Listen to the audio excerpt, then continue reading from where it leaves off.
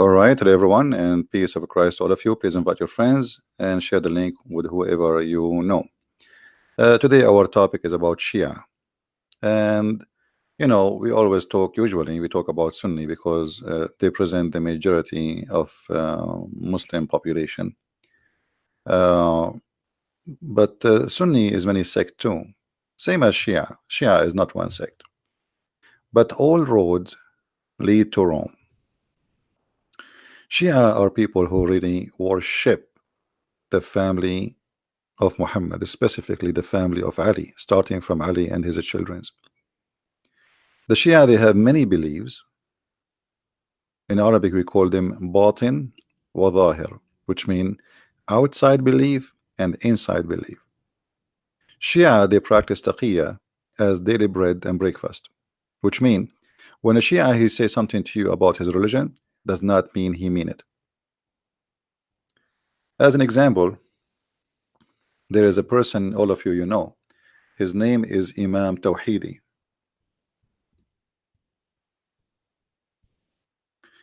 Imam Tawhidi is a great example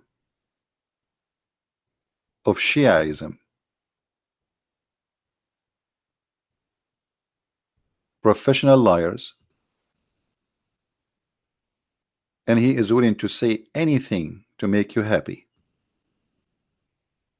Anything. Just use your imagination. He is willing to say to you that the caliphate were criminals.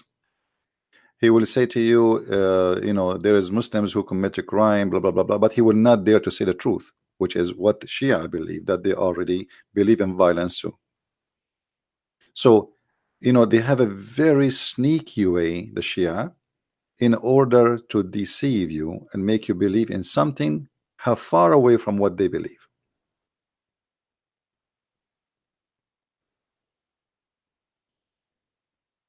So they have two belief. They have outside belief and they have an inside belief. Outside is what you will hear from them.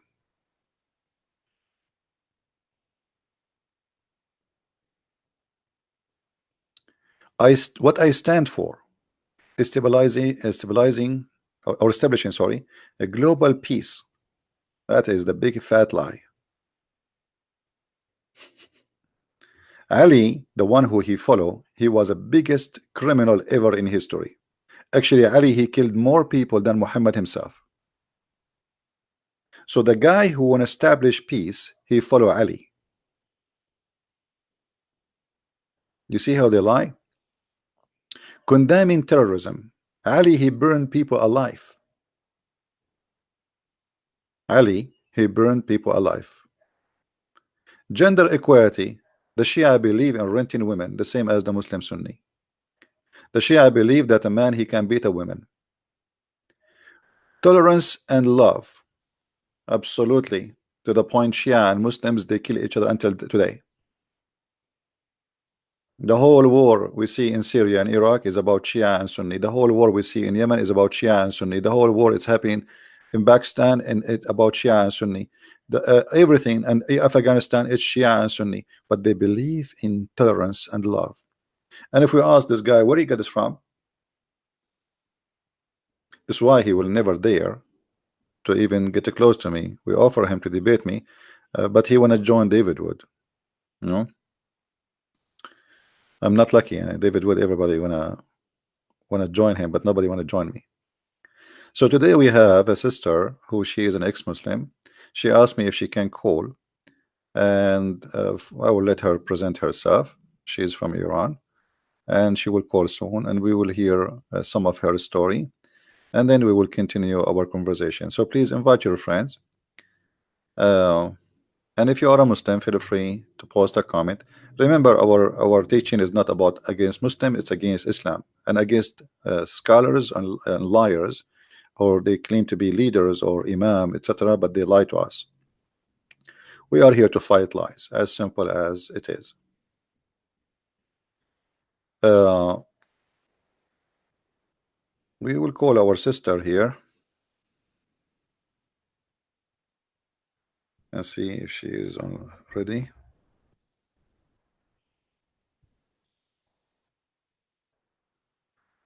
If you look with me in the screen, enhancing education. Shia society is the most behind cave time society, and then Shia they speak about education.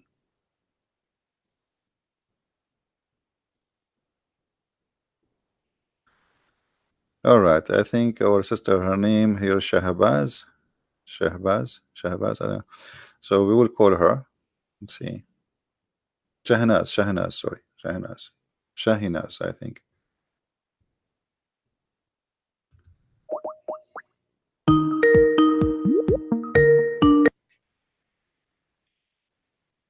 Hello. Hi. Hey, how are you? Fine, thank you.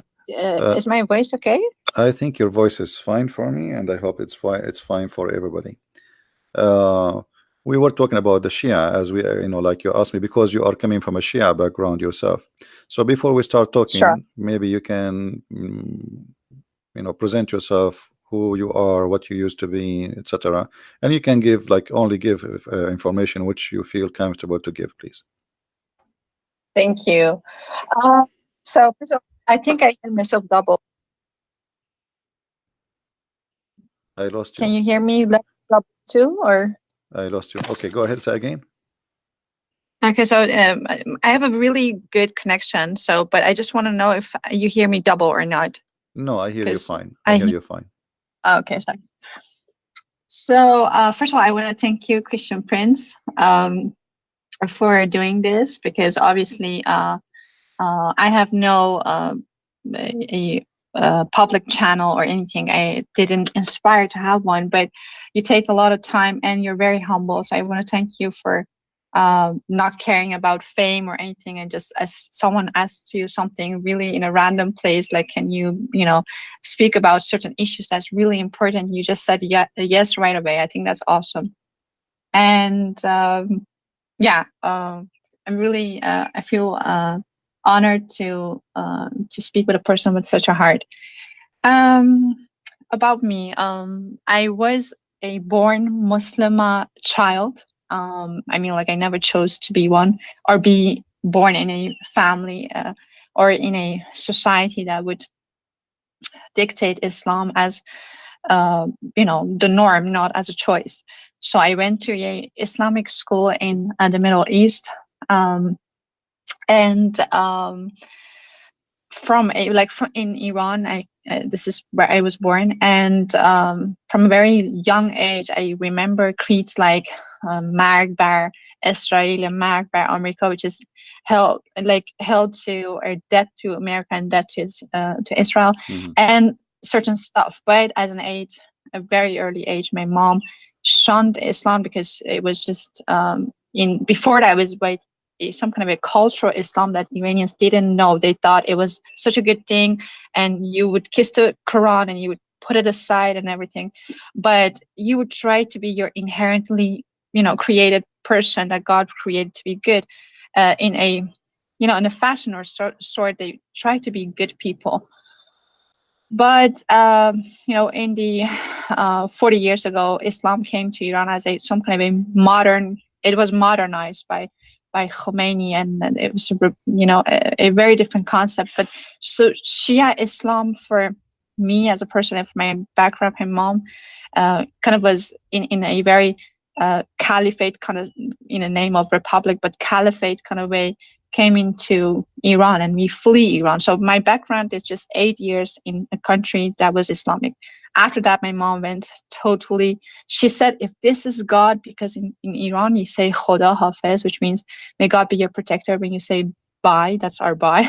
Mhm. And I remember that I was 16 or something. I said that to my mom, but we were already in Europe living here. And she said, may a dog be my protector, but not God. So that was how angry she was at Allah, because she read the Quran and she was like, and the Hadith as much as she could. And was very rare in that time to see what this whole thing was. Why was everything changing? The universities, she wanted to go study law, but that was just closed up for 2 years. Everything was closed off, and she would hear the most strange things ever. And so she left Islam, and we flee Islam, my mom and brother and my dad, to the West. So after that, I like started like going, yeah, as any other kid going to school, but particularly I went to a Christian school, which was really awesome for me. But then again, after an age of 18, I traveled back to Iran, and I was really interested in the Middle East and the culture, the classical culture, because it was all intertwined with Islam. So I started this whole path on Sufism and Molavi and Shams and all these people, which was all from the East, Far East, influences from the Far East, but it sounded like better than Islam. It sounded some kind of a self-actualization through, spiritual practice of some sort. But then again, Islam, after studied like the last few 7 years, I've been listening to people like loads of people like David Wood and other people, and I've come to understand real Islam through people in the West, which is awesome. And then I came across you, and I was like, the things that you say and the things that you know about Islam is so deep. It's so deeply. I mean, like, it's not that Islam is deep, but you go deep into the to the adultery, to everything that is really. If people would know this, Iranian people would know this. Actually, what you're saying, it will just like kill a lot of it for them. In their minds, at least in even 1 hour. So I'm really excited because I think a lot of people could listen to this after the translation and actually come to see what, like, who was Khadija. Like, so I just want to go with your title because I saw that you changed the title to Shia Islam. So you are, free to start whatever you want to start with. And I have a lot of questions about Shia too, so we can do that in that format if you like to. No, So I this was promise my you. I promise you. Don't tell me. Actually, you wanted to tell me the topic. I said, don't tell me. Right? Just give me the question. So yes. I keep my promise. So Yeah. what is your question? Go ahead. No problem. Yes. Okay. So, in Iran, we have this very weird concept about Khadija. We think we have been, thought this for years now, decades, that she was a very, we say woman. She was a very good woman. She was very articulate, but also very learned, and she was very rich, as she was his Muhammad's first wife. And I like you to start about her character in the most detailed way, fashion that you can, because I think that's that's a huge lie, one of the lies. You see, first of all, always Shia and Sunni, both of them, they share the same thing, that we have to praise anything touched or live with Muhammad, even if it's a cat. So anything around Muhammad, belong to Muhammad, owned by Muhammad, have to be praised. Except the Shia, they always insult Aisha, and the reason for that, Aisha, she took an army after Muhammad's death to kill Ali, and that make her rejected by the Shia, and they curse her in every prayer. So Khadija, the same as the rest of other women, she was supposedly something special for Muhammad, because all the women of Muhammad are special. But here, the Shia, because when they focus in insulting Aisha, they try to focus in to make themselves look better. Look, you see, we insult Aisha, we attack Aisha, but look, we respect very much Khadija. So the point of respecting Khadija so much is not really because they care for Khadija as much as to cover up their insult to the wife of Muhammad, which is his favorite child wife. So Goli, right? Sorry? We in Iran we say so Goli, which is the favorite wife, the favorite. Yeah, the favorite, because wife. she's a child. Muhammad, he liked to have sex with his children. So she is his favorite. This is why Muhammad, he said he favor Aisha the same as he favor a dish than other dish, which means this is his favorite dish. So Muhammad, he consider all women are dishes, and Aisha is the favorite dish. Yeah. So when the Muslims, they say, and the Shia, they say that Khadija is a very special woman. All the women of Muhammad are special, because Khadija, the important about her, she is very rich, even though she is old. But Muhammad, he used her money and her, let us say, position in the society, so he can be called like a master. So a person who was no one, poor, have no home. Muhammad don't have a house even. He was a son, he's an orphan. Actually, most likely nobody knows really who is real father of Muhammad, and there's many evidence about that. And I believe strongly, this is my own belief, the real father of Muhammad is Waraq bin Nawfal. And this is why you Wow. see the story of Khadija always attached to Waraq bin Nawfal, who is a cousin to Khadija. And this is why I believe Khadija was Can you spell that? Waraqa bin Nawfal. Waraqa Waraka.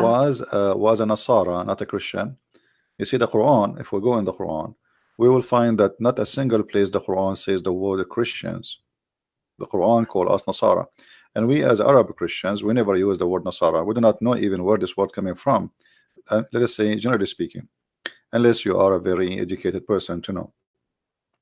So if you go in the Quran, you will find only the word Nasara. Okay, but who are the Nasara? The Muslim, when they translate the Quran, you will say they will see they translate it as a Christian. In fact, they are not Christians and they have nothing to do with the Christians. Uh, and even Muhammad, he called the Right, we're Jews. sectarian, right?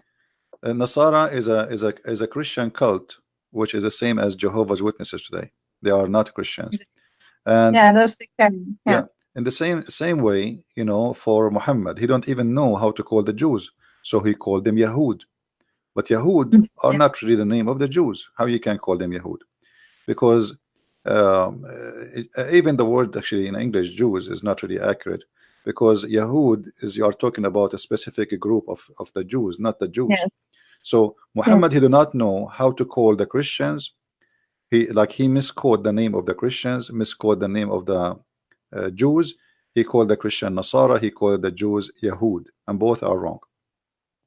Now the Muslim, they say, including the Shia, that What Khadija, is she the right? was What would be right? The right phrase for Jews, according to you?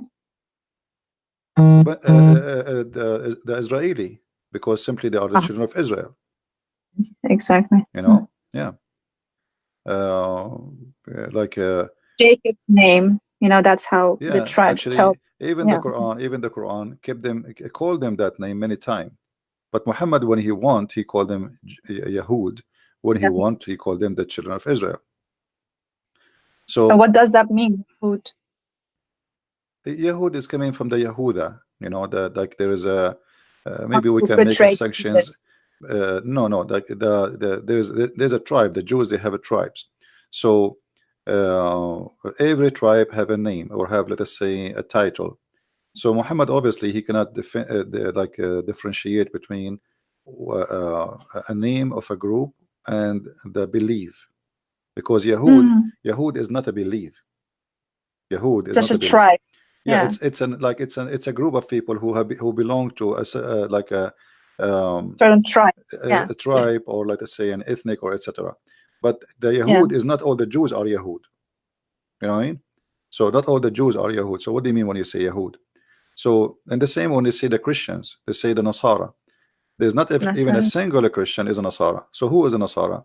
Nasara simply Mm. are people who are rejected by the Christian at that time, who they became, let us say, extreme in their belief. And this is where Muhammad, he started getting his ideas. Like the Nasara, they It's believe some sort of Arianism, right? they are what? It is this whole Nazarene stuff is their beliefs, but some kind of a Nasara. Aryanism. Nasara is a word mean poor, poor. So they call them poor not because they are poor with money, because the Christian called them poor for not understanding the Bible. So they've been called the poor and they are rejected. Hmm? Yeah. Like when you call somebody Yeah. the silly, the stupid. So Yeah. the Christians are polite. No, They no. don't call them But stupid. They I call mean, them poor. I meant actually these people who the Christians, the real Christian followers of Christ, with Sean the Nazarene. I think their belief, in what I have read about them, was that there was an influence of Well, it's a Arianism, which is also very. this is a mix of many belief at that time, Of, and those Nasara is kind of a mix. So they kind of like they have a some from from many cult. You see what happened in the Arabian Peninsula, because it was out of the control of the Roman. Anyone his outlaw wanted, he ran to the Arabian Peninsula. So the Jews too, they were outlawed by the Roman. Why? Because in the year 614, the Jews, they helped the Persian, and you are a Persian, they helped the Persian to occupy Jerusalem. When the Persian occupied Jerusalem, they slaughtered all the Christians inside and they burned the holy church. So Really? yeah, and this was in the year Okay. 614, and actually even the Quran speak about this incident, where the Quran says that the Roman, there's a chapter, it's called the chapter of the Roman. The Roman were defeated, and they are going to be victorious after defeat. So this is why the Jews, through history, they always either go to Arabia or go to Persia.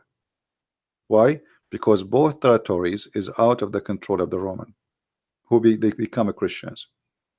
So uh, if we go to the chapter of a room, we will find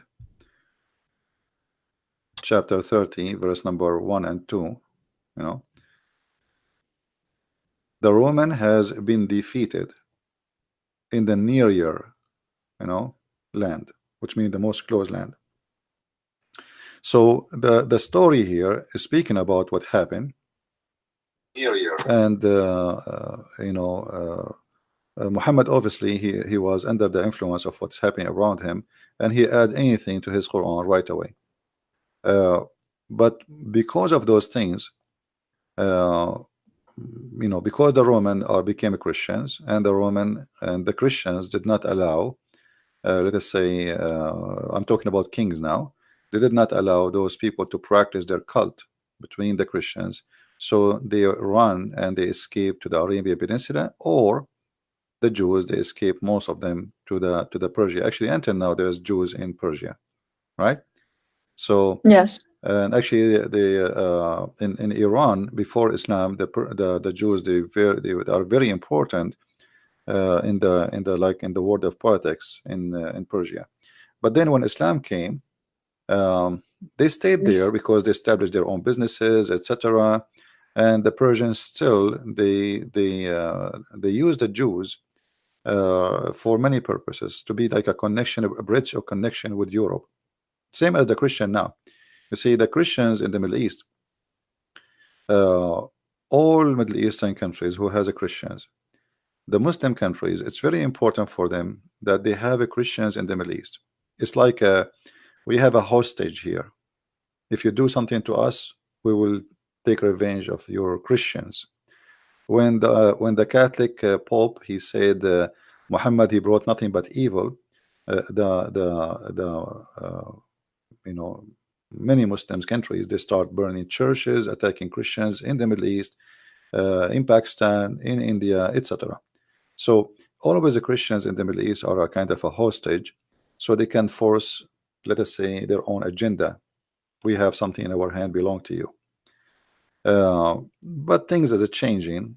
Things is not like before. Like, no, there's no countries now is just behind walls and gates. The world is totally different. So those days are over.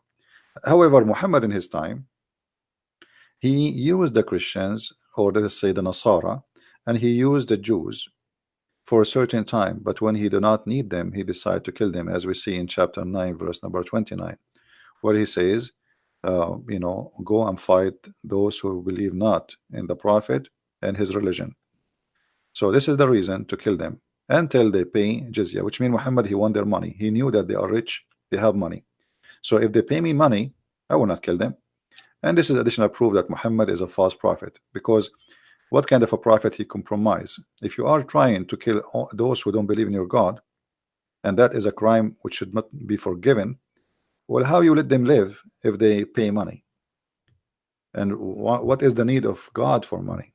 But this is the money will go to Muhammad. So Muhammad is a person who always use God for his as a hostage. Like, Allah is the puppet of Muhammad. Anytime Muhammad he wants something to happen, he say, God said to me. The same as he made verses about having sex with women with no limit. Of course, yeah. Yeah. Now, if we go back to Khadija, Khadija simply is no one. And if the Shia, they believe that Khadija, she was really important, so why they don't show us? Mother of Islam, we call her. No, where is Khadija? Where is Khadija in the heritage of the Shia? We don't see her. We see only Fatima, right? Yeah, but So for her, they will actually kill for Fatima. That's she's just like see, holy. just because She's seen she as is the Maria. just because she is the mother of Fatima, they speak about her highly. And but the fact they don't really care for Khadija, they care for Fatima. Now here, we know that the Shia believe that Fatima and Hassan and Hussein and Ali, they are made of light. And the reason for them they believe in that, if you go and read them, That's why all these pictures in Iran, sorry to interrupt you, but they have so many pictures on the side of the ways, and in every corner, in every kind of shop, there is a picture of some saint of sorts, and their faces are drawn in light. right? This Like is you how, can't actually see their face, but they're all yeah. yeah, So that's exactly how they see them. this is how they see them. Yes, they cover them with light because they are made of light. And actually, Yeah, light is they're exactly like this. yeah, they are. But even more beautiful, you have these beautiful Persian eyes and everything, but it's very gorgeous faces that you just want to, look at when you see them. Very Yeah, they different draw them, but art for than sure those are they painting were are false. person. Yeah. Yeah. Look what they are saying. Muslim or non-Muslims. Imam Ali, AAS, who was devoted Muslim, did not consider the state of one being Muslim or not as condition for defending the oppressed. For Imam Ali, it was important to establish justice and defend the oppressed and be stern toward the oppressor, whoever the oppressor be. All of this is nothing but a big fat lie. Ali, he killed, he Okay. raped, he Oh, stole. Khamenei, Ayatollah Khamenei have Yeah, said that. and the Okay. one who is talking about Ali, how good he is Al Khomeini, who was killing people for leaving Islam, who was slaughtering people for being gay. You see, the Shia, they have two faces: faces for public and faces for indoor. So for public, Exactly. yeah, in public they say things which is far away from their belief, but indoor the story is different. Kill them wherever you find them, slaughter them, etc. And the Shia, they believe clearly that anyone who leave his religion, kill him, the same as the Sunni, no different. And they So do every day. they do that every day. Every day in Iran, you will see some people, they are hanged either for blasphemy against Ali or Muhammad, or for becoming gay, or to becoming Christian. So choose one to be killed. By the But way, did you know that you're on their side, on their radar? They make your name and everything. they have my name. You're on their radar. I've seen it in their sites. You're on their radar. They know you exist. They think you're from the CIA. Yeah, for sure. Anyone is against Islam. Yeah, they made a video actually in the Arabian TV about me. This is Yeah. many years ago. Yeah, I saw that video. Uh, anyone who Anyways, exposed back their lies, he is an enemy for Allah. always. They're And now, either a spy from yeah, from and let Israel, us or see they're from let us CIA. see the tolerance of the Shia. So if I go right now to Iran and I stand in the corner says Muhammad is a false prophet, what will happen to me? You will be imprisoned and you will be Executed. accused They will for kill me in this. insulting the They will prophet. kill me in the street. They will not even take me to prison. They will cut me pieces. So they say things, this is what Shia is about. You see, Shia and Sunni, both of them, they practice taqiyya. But Shia, taqiyya for them More. is a style of Yeah. life. Like you have to do taqiyya in everything, anything, even with your wife. There's tons of videos. Especially with your wife. They call these people, these akhuns, these people, and they ask them advice for marriage, and these idiots would actually say, just lie to them, say you will buy them gold and don't buy them gold, and this so simplistic, as if that will solve the issue. As if women just want one thing, they want gold, and they're stupid and dumb enough to just want that. And the other thing that is, they say zat zan, that it's in her thing, she's made of it, is jealousy, and she will make everything, like she will break everything with her jealousy, because jealous women go to hell. I mean, like, I hate them for all these lies. But go on, sorry. Well, the Shia actually they don't respect women at all. At all. Way more than the Sunni. The Sunni don't respect women too, but like if you go to the books of the Shia, as an example, if you go to the book of Al Kafi, which is like equal to Al Bukhari for the Muslim Sunni, in volume number 5, page number 500. Let me hold on. I don't want to give a wrong number. I don't remember exactly, but it was 500 something.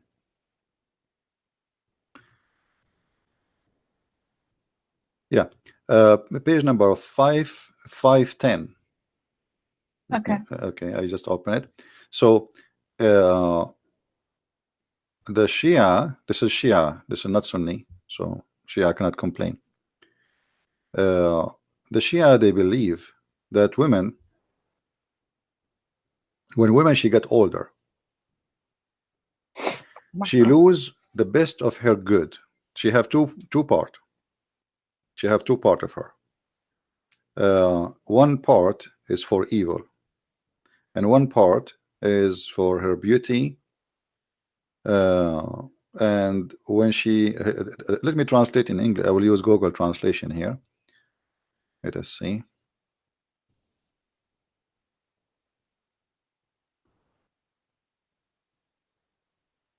So Iranians actually have the exact alphabet. We have the Arabian alphabet, and in Iranian would just slap me in the face for saying that, because they say no, that's Farsi, and it's a No, different language. I know it's Farsi. different If they pronunciation. use the They Arabic sing, language just but because they've been forced to. They are not really in favor of it. Here you see the yeah. Messenger of Allah said.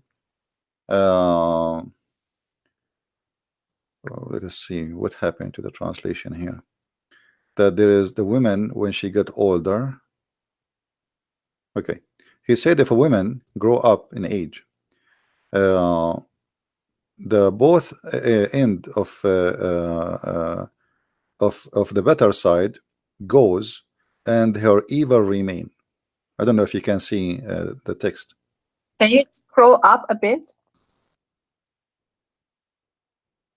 So if you are a woman and she like you are, and who's an old woman here? An old woman is not really an old woman. Old woman who she cannot have babies, and she is not pretty as when she was young. So that the good part about the women, and the rest is not is a pure evil. So women in for the After Shia, her menopause. huh? After her menopause. After after she don't have menstruation no more. So what is the use of the women? Menopause. Yeah, what is the use of the women? Nothing, because she cannot have No. babies, and she is not beautiful. Motherhood is So the only thing in Islam that has some sort of respect. So from women, you're upgraded when you're a woman. Sorry, when you're a mom, and then you actually get to dictate what your son does and everything. It is a whole sect in itself. But exactly as you say, women are just sex objects. You marry your position, your yeah, sex but object. That's what women are. remember Yeah. they said to you before that they respect too much Khadija, correct? Yeah. Okay, well Khadija now she become older. So what is remain of her when she's old? Her evil part, right? That's what it says. So Wow. this is how they lie. You know, you know, Shia is Wow. like is a collection of Tom Oh and my Jerry God, stories. that is so inhuman to make a woman who's older turn her into the evil part. So you actually have an excuse to, the Jews have 600, in the time of Jesus, they had 600 reasons for divorcing a wife, which would salty food would be one of them, the requirement. And this is actually even more evil than that. It's the same in a sense, in the same spirit, this Pharisee kind of way of living. You can do whatever you want, and then you can put it on a woman, you can project it on a woman. But this is even more evil, because you're saying a woman who has done everything for you, and now she's older, she's in a menopause, and she's most probably the mom of several kids. Instead of thanking her, instead of being loyal to her, now you're turning her into the black sheep, and you're saying you're able to do evil upon her. This is how as evil as it gets. No, here actually, this is more than this. The issue here that Islam, Shia, and Sunni, both of them, they look at the women as nothing. Excuse my language, nothing but a private part. So for them, she is just a sex toy, and you give babies. So this is a sex machine. She give babies for us. So this is the benefit of her. We enjoy her in bed, and then give us babies.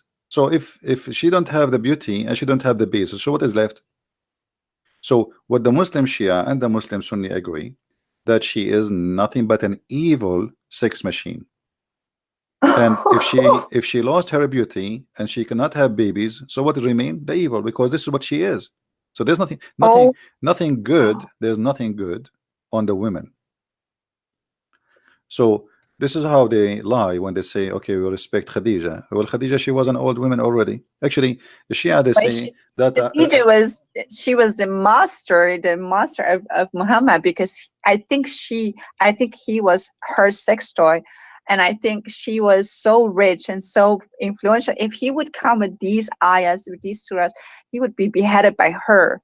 But yeah, okay. When she died, he came all with all these revelations, new but you know, revelations about what a woman is in her older years. Muhammad, he married Khadija, she cannot have kids. So the Shia, when they say Fatima, she was the child of Khadija, this is a big fat lie.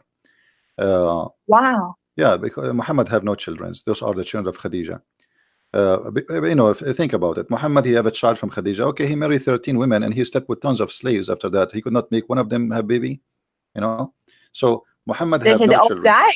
That they No, say no, they no, all no. died at a None very of young them age. died. The Maria the Copt, she get pregnant from her cousin, you know, or from people sleeping around because she's a slave. You know, you have no control of her. So, and even Aisha, she said to him many times that this is not your son. He don't even look close to you. But Muhammad desperately he was looking to have a son, but he could not. Now, Can you do you have this? Do you have something to show me for that, for like for the audience? about the sons of Muhammad, well, the Quran Yeah. is a clear proof. The Quran says that the one who accused you that you don't have, you know, you cannot have babies, he is the one he cannot have babies. Chapter of Al-Kawthar, chapter 1:8, verse number 1, 2, 3. I mean, it's funny to call even this one is chapter. Look, it's just a few words. All of it is about Muhammad. He don't have a private part. A man, he said to him, you don't have a private part. Allah, he get involved, and he said to Muhammad, don't worry, be happy. We give you Al-Kawthar. If we go and check Al-Kawthar, we will find Al-Kawthar is a river which is very white and sweet like milk. What is the relationship between a guy accusing me of not having a private part, or my private part doesn't function, to promise me with a river which is sweet, white like milk? This is a sperm. And then he says, because the sperm of Muhammad, he have to be sweet, because he is a the sweetest ever. Then therefore, praise Allah for a sacrifice for him. Sacrifice for what? What happened exactly? Because he gave him a river in the heaven. What about you make him now having sex and have babies? And then, and the one who make you angry, Muhammad, actually he is not making him angry. He is making fun of him. He is downgrading Muhammad. He's insulting Muhammad. He will be cut off. Okay, cut off from what? Cut off from what? He will be cut off from having babies. Change the translation right away. You will find the translators. This is why we say never trust a Muslim translation. Never. They lie. We change the translation. Look, there it says from the hereafter. Here it says from having children. Do you see it? So the whole story, So he was people are making fun of someone who Muhammad. was obsessed with himself because he had this defect, and men, for men it is you are money. You know that this is very Absolutely, yeah. important to a man. So he like, okay, that's huge to know. I never knew this. No, I think many this with is me why don't know Muhammad. This is this. why Muhammad. He says, "I was the most weak person between all mankind in sex," and then I invoke my He was God, Allah. bragging about his sex all through through the Quran and the Hadith. Well, That's also a he reason. brag No about it. Yeah, normal person brags about their private life, he right? No brag. moral person would No, do that. he brag about it because he's trying to cover something he believe it's Purpose. missing. You know, that's why he brag. And Muhammad, he said that I was the most weak person between all mankind in sex until Allah, I invoke Allah, and He sent me a dish of meat, al-kufayt. I ate it. I get the power of 40 men. So even this miracle is very funny. I mean, if the Muslim, they say if Allah wants something to be, He say be, but Allah could not fix the private part of Muhammad, so He need to go to the kitchen and make shish kebab, and He sent it to Muhammad, and Muhammad ate it, and then Muhammad then boing, he's good to go. Uh, all of Islam is Like shish kebab. yeah, Islam is a collection of stupid story. Additional to that, Oh. the Muslims, because this is your interest about women, the Muslims, Shia and Sunni, both of them, they believe that women, she is created for sex. If you, there's a book, it's called Al-Khisal by Al-Shaykh al-Sadduq. Al-Khisal. So this is Shia book, not Shia, not Sunni. And by the way, Sunni, they agree with that too. So there's a hadith where it says that Allah gave the women 10 part of a sexual desire, one of it only for the man. So the man have only one sexual desire, or let us say joy, when he have sex. The women, she have 10. And then and then he says, but because Allah, he made the women shy to say her desire, she don't say it. So they always, they view the women, actually let me find it for you. Always they view the women as a sexual entertainment. But Okay, also someone who there we doesn't go. have control, right? Yeah, the women, Allah, he made her in such a way. So he says, let us translate to English. Hold on, so people can read. Oh, I don't know what happened. We say translate, it took us to something else. Let us check. Yeah, I have a million questions, so sorry for keeping you from your topic. Yeah, no problem. It's okay. All right, here we go. We switch to English. So look what it says here. This is the book of Al-Khisal, page number 438. Here it says, in the authority, etc., etc., it says, Allah made, yeah, the translation is not good, the women sexual desire 10 times when she have sex. She have 10 sexual desire, and one only for the man. But because Allah, he forced modesty in the women, so she cover her desire. You know, she don't talk about it. All right. Yeah. Okay. So this is how they view always the women. And this is why Muhammad, he brag about his sexual desire, but no women she brag about his sexual desire. Allah has made love 10 parts. What does that even mean? 9 of them in women and 1 of them in men?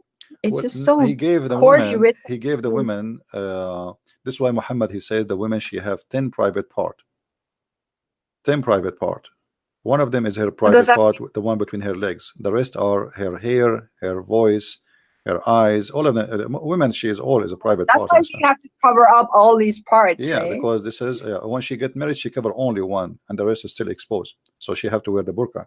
You know, when a woman she marry, only the private part between her legs is the one is covered.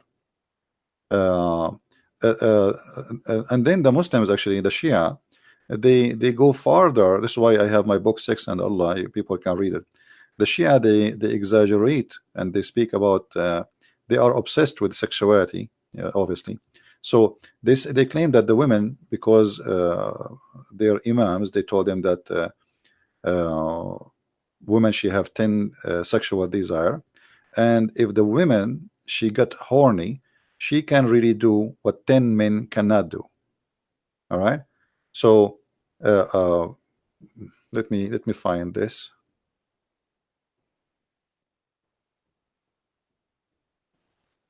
Oh, I'm Okay, here we listening. I'm go. reading some of the comments. Some of them are really rude. I don't know who this person is. Rat Prophet, but it's really rude. Some of the comments. I'm not looking at the comment. Let me see. They obviously are. All of them are over sex, and everything they think about is sex. Well, Obviously, he is gone. these kind of He people. is history. No problem. Don't worry about them. Don't look at the comments. Here you will see. It says here Amirul Mu'minina. Okay. Here, look what Amir al-Mu'minin. This is Ali. Ali speaking to Al-Hassan. This is not someone else. They say to you that we respect Khadija. Okay. إياك ومشاورة النساء فإن رأيهن إلى الأفن وعزمهن إلى الوهن وأكفف عليهن من أبصارهن بحجابك إياهن فإن شدة الحجاب خير لك ولهن من الارتياب وليس. Now those who speak Arabic they can read.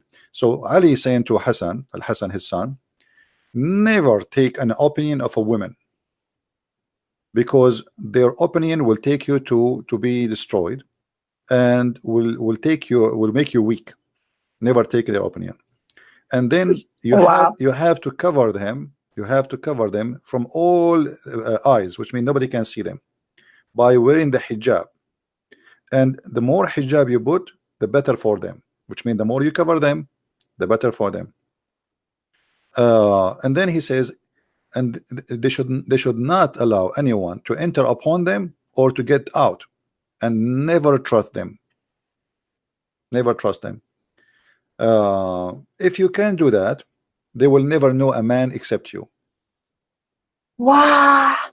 You know. So this is what Ali. This is not anyone. This This is is an Ali. utter insult to women at very like hard. I mean, like it's just so aggressive. This is just like wow.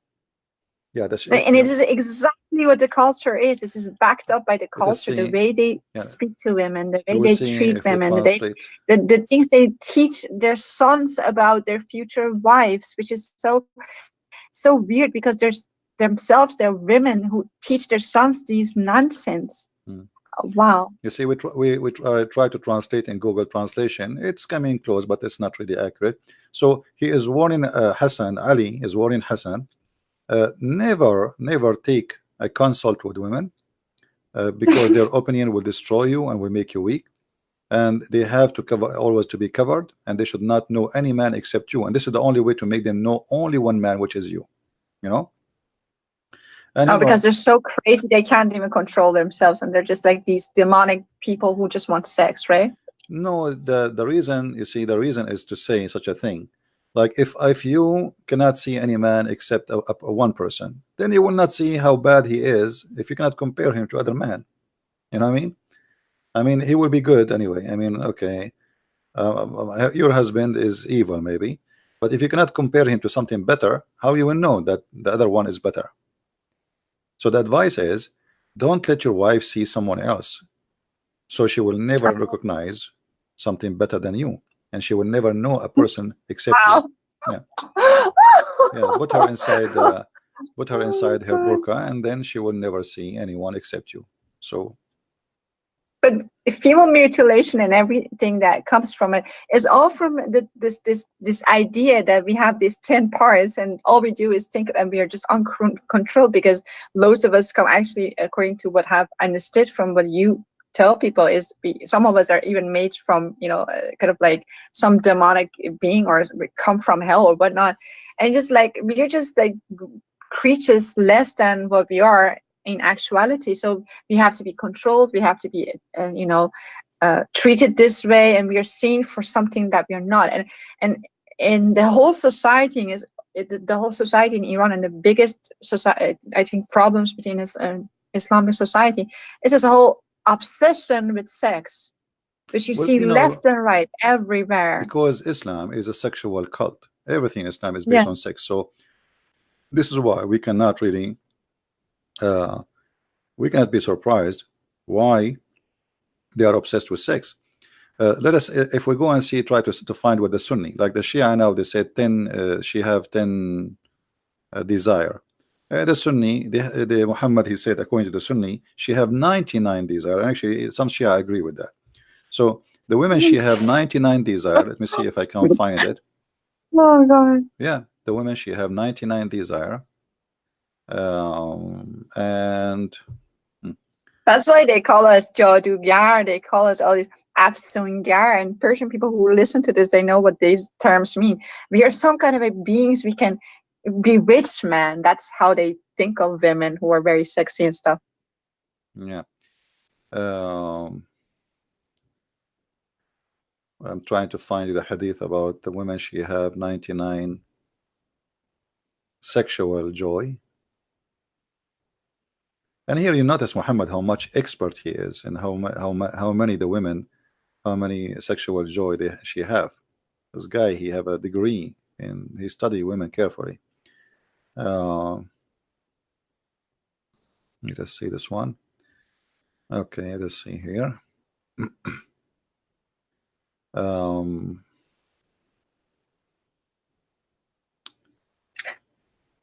Let us see. Someone says, I have butterflies on my screen. What should I do? I think you should refresh your page. I'm not showing the screen right now, so don't worry. I did not show the screen. I'm looking for the reference. You know, like No, I think someone's screen just froze and they didn't know what to do, so I just gave okay, answer. yeah. You see, like if you talk to a different person, he will take him a year to find reference we are talking about. And for me, because I memorize it in my head, I'm trying to find. You're the king. Well, I do my best. Let us see. No, I've I never seen found. someone like you destroy Islam the way you do, utterly destroying it. Well, Islam is very easy to destroy anyway. I mean, it's a stupid cult. No, you're just too humble. It's not that easy. You're destroying it, but everything that God gave to you, of course, it's God gives all the grace, but it's just amazing. But go on. Let us see here. But this one is a Google book. We can translate to Google to English. We need something which is can be translated. Um,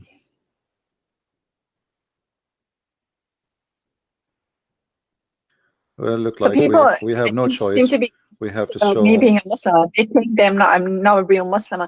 For people who didn't understand or get the intro, I was born like a child Muslim. So I didn't even know what life was at the age of 7. When we left Iran, I was 8. So I've never been practicing Islam in that sense. I was a cultural child put in a situation, in an Islamic situation. I wasn't even brought up as a Muslim. But in Iran, it doesn't matter. If you go back, if you have problems with the state or whatnot, and you have to go in court and testify, Yeah, for they sure. ask you, what are you, Shia or Sunni? No, And you don't have a choice between they are your even Muslim Shia there. and Sunni. Yeah, You have to even if say you leave Shia. Islam, you are Muslim there. You cannot change it. You cannot even say I'm not a Muslim no more. Here, this is the book Yeah, of Faid al they call you Qadir. more times if you do that. But you go on. Sorry. This is the book of Faid al Qadir. This is Sunni book Yeah. now. And in the Sunni book, it says, فضلت المرأة على الرجل ب99 جزءا من اللذة. The women, she been favored by. Is it on the screen? Because I can't see Sorry, anything. hold on. Let me. I did not put it in the screen. Let me see. Yes, I'm All Christian right. now. All right. Now we will be back. This is the book of Faid al Qadir. And we are in page number 440. Yeah. And those who are Muslims, they speak Arabic, they can see what we are talking about. This is 440. And this is hadith number 5888. It says, the women, she been favored over the man by 99 joy, sexual joy. And this is reported from Abu Huraira. Now this is Sunni, you know. Shia, they say 10. Sunni, they say 99. So choose one. Can you recite that in Arabic? Is that possible? يا فضلت المرأة على الرجل ب99 جزءا من اللذة ولكن الله ألقى عليهن الحياء, but Allah, he made them shy, or let us say he put modesty on them so they don't like talk about it. Oh, yeah. Okay. Thank you. Yeah. Both cult, Shia or Sunni, they are sexual cults. Islam, all of it is based on. What is the reward of a man if he convert to Islam? It's sex. You know. Eternal sex, that is, not just this life, but it's in, no. I in mean, it's heaven always there about is, sex. there Always is a about sex. sex mansion. Yeah. And Shia and Sunni, this actually, I mean, There's like, nothing for the woman, right? Even heaven is not designed equally for women and for men. It's designed. I mean, like, I know these contemporary so-called scholars try to say that it's both for women and for men, but classically Orthodox Islam doesn't teach that. It actually says even the heaven is not for us women, right? The hell is for us, but the heaven is for, again, being man in sex. Actually, Muhammad, he said it clearly that the majority of women, they are going to go to hell. So, and the reason for that, because they have their period, and this is the major reason, which make them make them not equal to the men, because they have their period, so they are not equal to the men.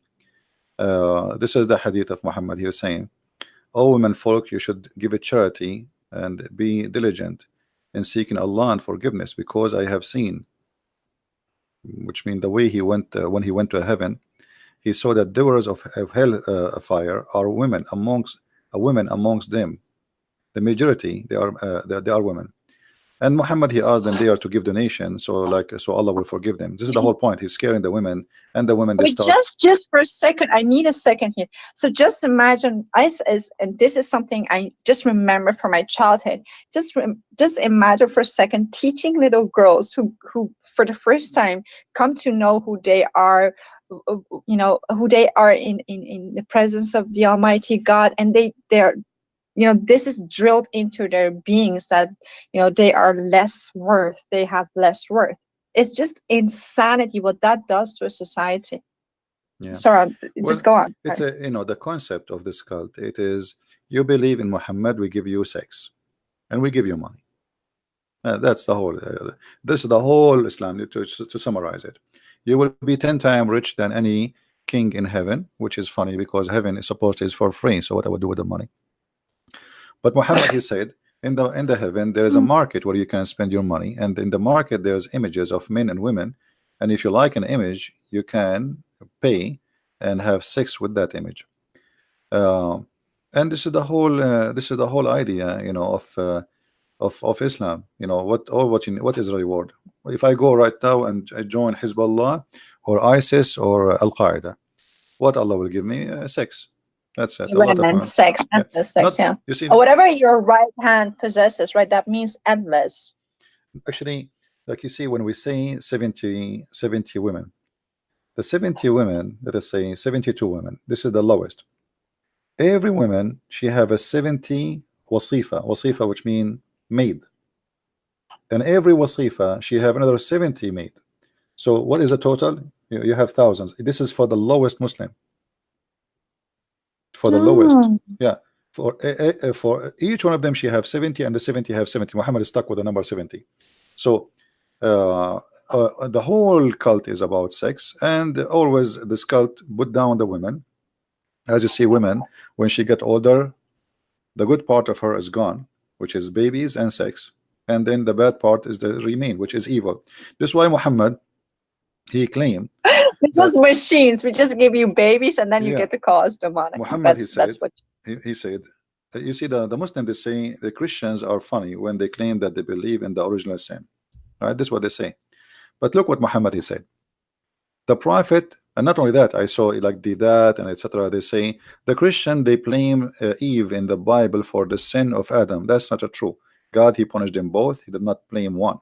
Same time, uh, the one who commits sin, he commits sin. Doesn't matter who is he, male or female. But look here what Muhammad said. The prophet said, where it is not for Bani Israel, which means the children of Israel, meat would not decay. Muhammad blamed even the Jews for the food is damaged in your table. And then he says, and where it is not for Eve, no woman would ever betray her husband. So Muhammad teaching the Muslims that all women are the same as Eve. And Eve, she was a bad woman. She betrayed her husband. And actually, he used the word in Arabic, khanat, the one who cheats. But this is their pride and joy. I see these modern scholars defending this notion, saying, well, you Christians, you believe that Eve was the one who actually, deceived Adam, but we Muslims, we don't believe that. We believe that Eve and Adam and Eve were equally sinners. But this is so not true. Then what you're saying is proving the opposite. You see, Muslims, when they say things to you, they bet in you. But this is actually the opposite from the truth. Why would they do that if they're proud of what they like? If you and I would speak about the Bible, I don't know about you, but I'm really proud even about the Mosaic law. I'm like, wow, that's so just, that's so good, that's so holy. I don't have to hide it. But this is also a proof that they're even ashamed of what is said here. They try to change it. Muslims, they play taqiyya, as we said. So when they say we don't believe in that, we go and we check, we find that they believe in that. But the Muslims always, they bet in one thing, that you are ignorant, you do not know. And as long as you are ignorant, we can lie and we can say why you believe in that, and because you don't know how to answer them. Like, can a Muslim say to me what they just said to you? They cannot. So this is why here we are trying to fight ignorance. Ignorance is the problem.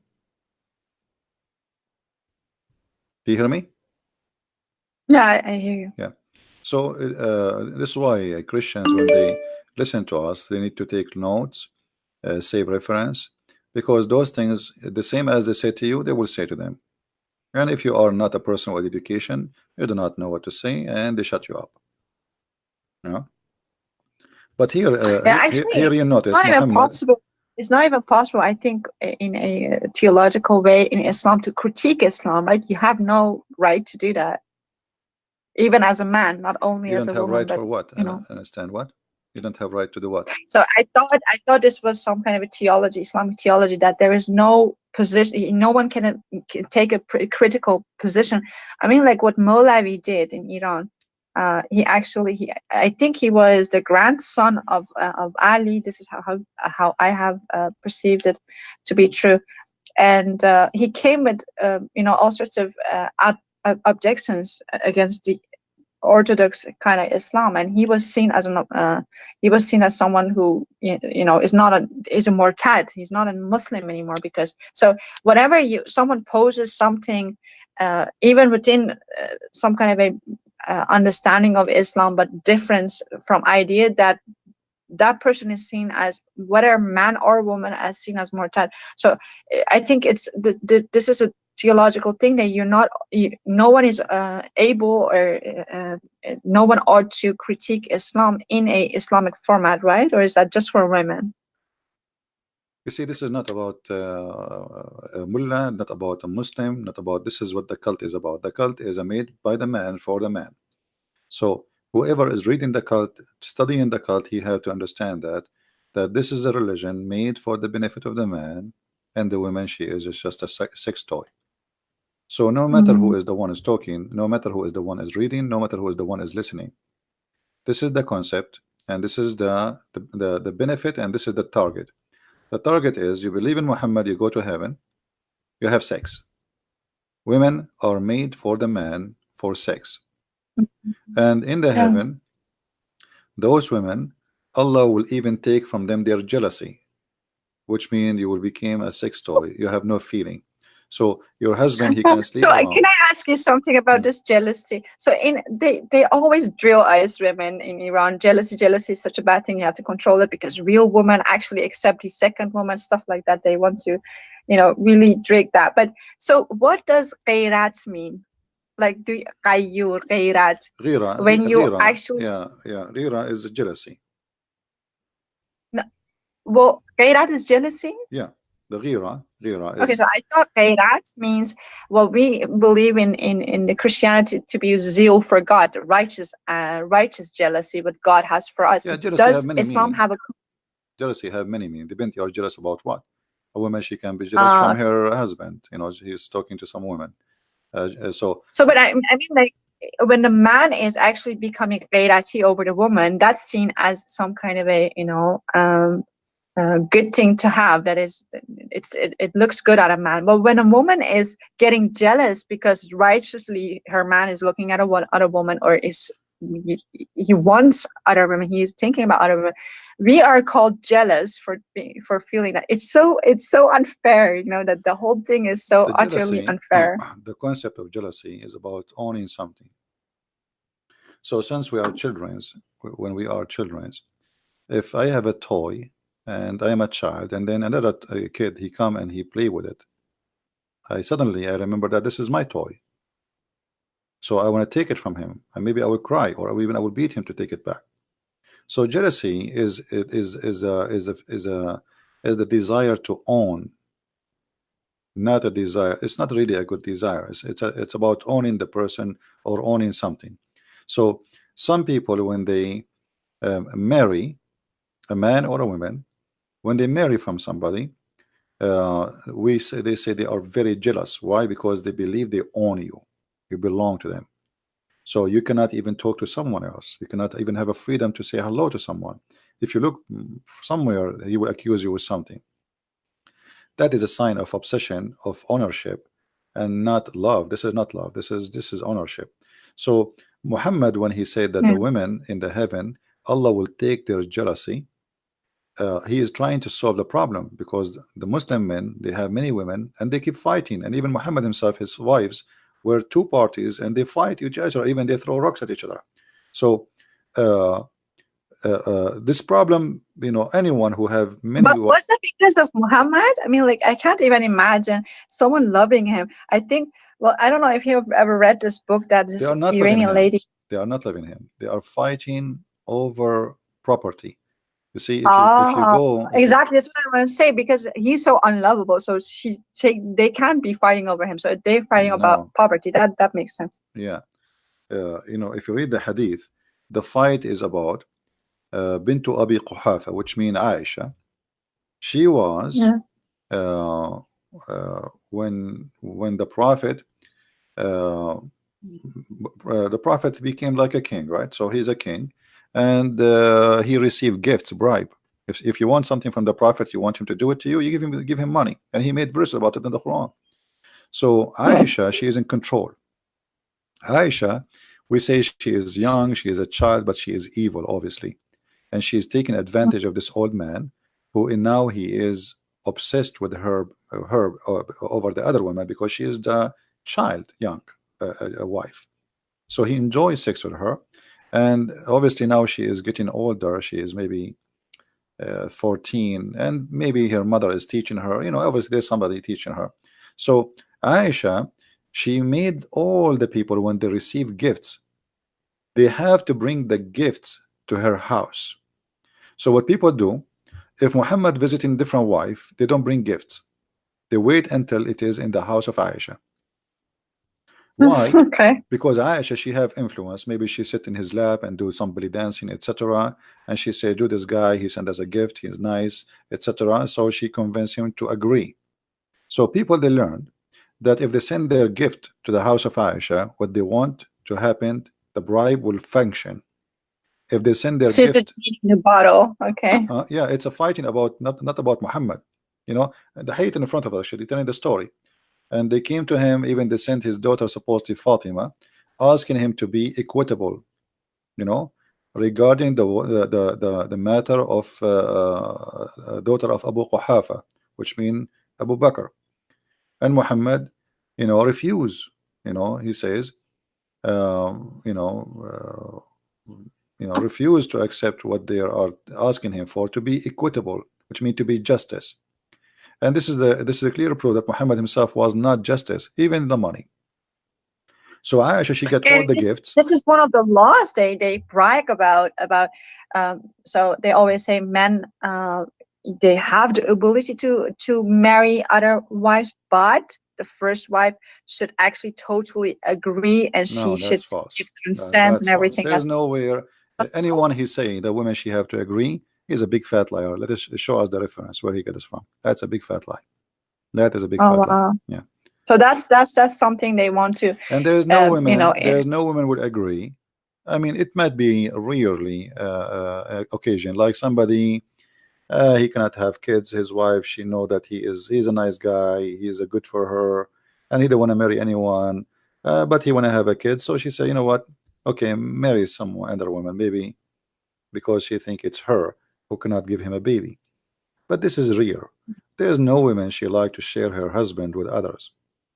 And where in the Muslims, when they get this, that a man, he can, he in order to have a second or third wife. Actually, the Quran never said marry one woman.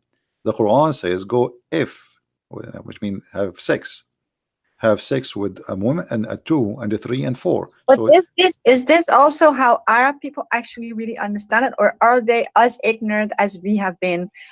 no, they understand it very well. Are You see, we said there's something for public, for people who speak English, and there's people for indoor. There is nobody believe How in do you this say God. it in Arabic? Sorry. Can you say how? Can you repeat that in Arabic? How you actually say there's something for indoors and something for outdoors? يعني في الداخل وفي الخارج. Inside, the inside teaching, when the Muslim, they close the door of the mosque and the windows in Europe, they start talking about the kuffar, how filthy they are, we have to do jihad, etc. When a foreigner, he come, he open the door, he say Islam teach peace, we love mercy, and we know Islam says to us to respect others. In a house of peace and dava. That's what you're referring to, right? This is called taqiyya. This is the taqiyya. Yeah, I mean, but in the house of peace with Muslims, you don't lie and you are being whatever sincere. But when you go outside the door of Islam, you can actually, do taqiyya and lie No, you for can Islam. lie. Or is it also for with Muslims? No, Can you also lie to Muslims? you can lie inside Islam because the Prophet said you can lie in three Really? cases. Yes, you can lie to your wife, your family, your friends, and your enemy. So who's left? Nobody. This is not in the Who Darwin. was left? Yeah, who is left? Nobody. But if you go to the chapter 3, number 28, which is the taqiyya is coming from, you will see that it teaches clearly that a Muslim man, he should, when he speak to, for sure, this is when he is weak. As you say, the country which is not his, he don't have control over it. So here it says it's forbidden for the believer to take the hypocrite, and supposedly we are the hypocrite, to be their friends. However, and the one who is sincere to take them as honorable friends, if he is sincere, seeking honor and might and honor with them by taking the hypocrites and disbelievers as a friend, both he has no connection with Allah. So the second you take me as a friend and you mean it and you are sincere about that as a Muslim, that's mean you are not a Muslim no more, you are apostate.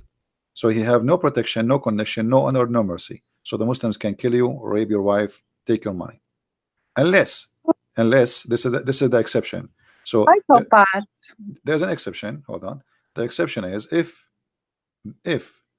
you want to take them as a friend but you don't mean it, it's okay. So look what it says: unless to be, but you guard yourself against them, save yourself from them, taking it as it were security, saving yourself from them by speaking in a friendly way toward them while your heart is like this. So your heart always should be The this like very that. definition of how to be a hypocrite. This is just That is Islam. exactly that. Islam is about hypocrisy. It's satanic, it is totally satanic. So he can not take you as a friend. But if you go in the West, in America, you will see every Muslim saying to someone who's not Muslim, "Yeah, we're friends," and they invite you to their house, etc., in order to maybe to deceive you and make you believe in Islam. But as you see, this is the teaching of Islam. This is not my quotation. This is not my words. This is Ibn Abbas, the cousin of Muhammad himself. This is not me saying that.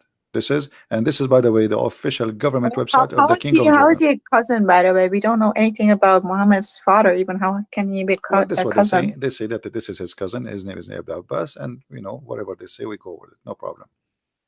Okay. Yeah, but this is what this cult is about. It's about deception and lies.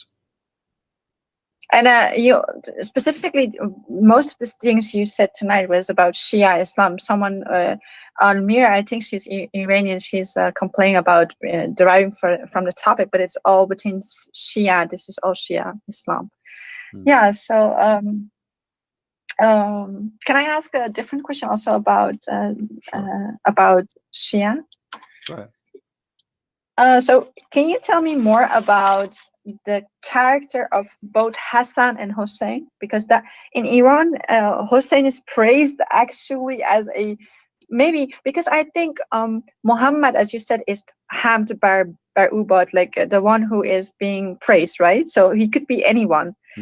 It's very vague for me, all these names, but Hussein is actually almost for some people it's an incarnation of who Muhammad was. So they in actuality either praise some people praise Ali and some people praise Hussein, not so much Muhammad though.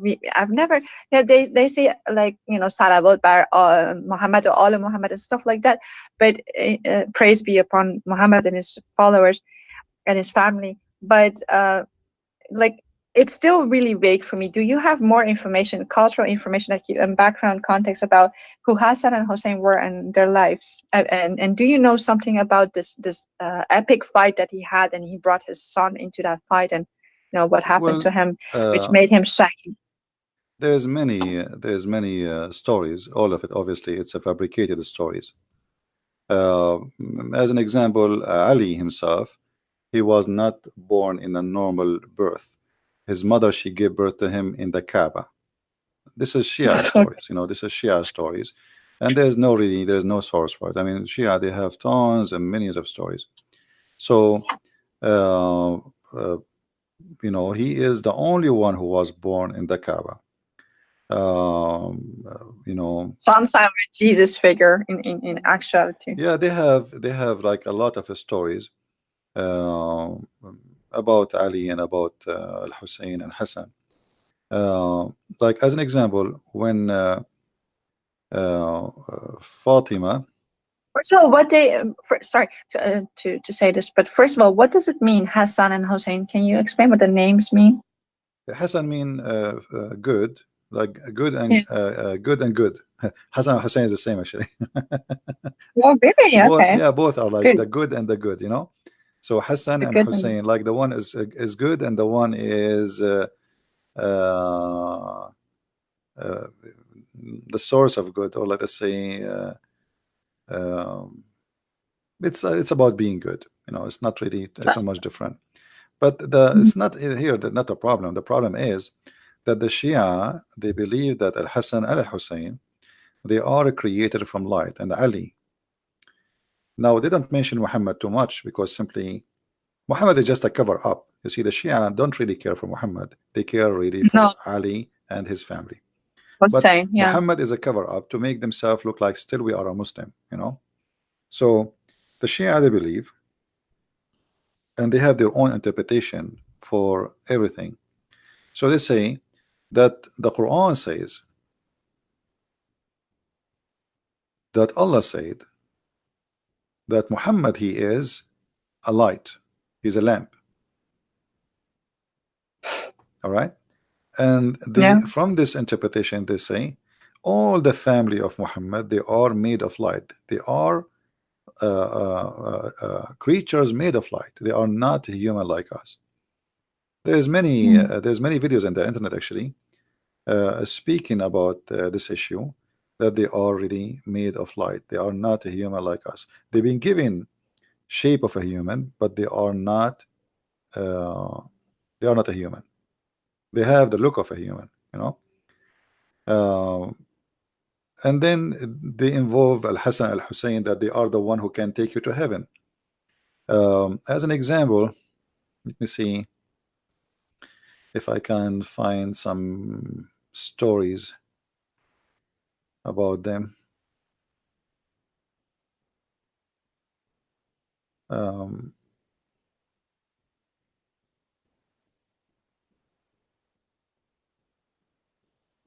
yeah, as an example, here there's a story that Al Hussein once he wished to have a grape. Hmm? He wished to have Yeah. a grape. So what he did, uh, uh, he hit the ground with the like with something, and then uh, different stories says he hit like the column of the tent or the column of the house, and then right away from the ground came a grape and banana, and Oh, he okay. did feed him. But I need to find the reference to see, because we don't like to say something without showing reference. Let us see here. All right. So all of those stories is just to make them gods. They are gods in this earth. They are not a human. Uh, Shirogaz. okay, here the chapter name is إتيانه عليه السلام العنب والموز في غير أوانهما. Giving him, peace upon him, grape and banana, not in the time, which means not in the season. If we translate this to Google, in Google, let's see, maybe Google will work. Let's hope. Okay. Uh, Giving him the grapes and the banana in non-season time. So what it says here, um, that when the son of Ali he have a great desire for a grape, but it's not in the time of the grape. He hit his hand with the pillar, and then from the ground, brought down from the ground the grape and banana, and he feed him. You know, I So was mimicking Musa in a sense, but in a different way. He hit a stick on the ground, and then things happened. But they hit the stick on the ground, and fruits and like grapes come out and banana. yeah, they have many tons of stories. All of them, they are funny. And who dare even to question, to say this is stupid? Nobody there. Nobody would dare even for a second to say this is crazy. So you have to agree and you have to say this is true, otherwise they will kill you. So Al Hassan Al Hussein, simply, they are they are inherited their glory from being born of Ali, and they are being born from Ali and Fatima. That make them made of light too. So all of them, they are made of light. And then the This Shia, is a very dangerous teaching because when they say in Iran, they have a word. I think it's an Arabic word, but it says "zat." I don't know. Have you ever heard that "zat"? I'm not sure what does that mean. I don't think it's an So Arabic. it's like your intrinsic inherent thing that you're born with. You're born with some. They believe first of all in fatalism, but this thing that they easily when you're in a crowd of Iranians and there's some gathering of people, people easily go, oh, that person zatish kharabe, which is like that person, they have a bad soul. I think this is very, when you explain that they believe in some are actually made from light, some are made from fire, some are from this place, some are from that place, so all around the world, because their whole genesis is so shattered, so Yeah, I'm they not don't sure have a really what the word they good are concept. saying, but what I know, um, the Shia, they don't believe in them to be human. Let me see here. Muhammad, he said, and Ali agree that Yeah. Al Hussein is the lamp of guidance. Let's see here. Hold Okay. on a second. He is the lamp of guidance. No, I mean, like, is it so that in Islam they believe some people are not made from a good substance, they're not godly, and Yeah, some yeah, people are. because it's about fate. Muslim, they believe in fate, and you are made already from what you are made of. Yeah. Yeah, you are Yeah. made to go to hell or etc. So if we translate this into Google translation, you will see that those people, they don't really believe that they are a human.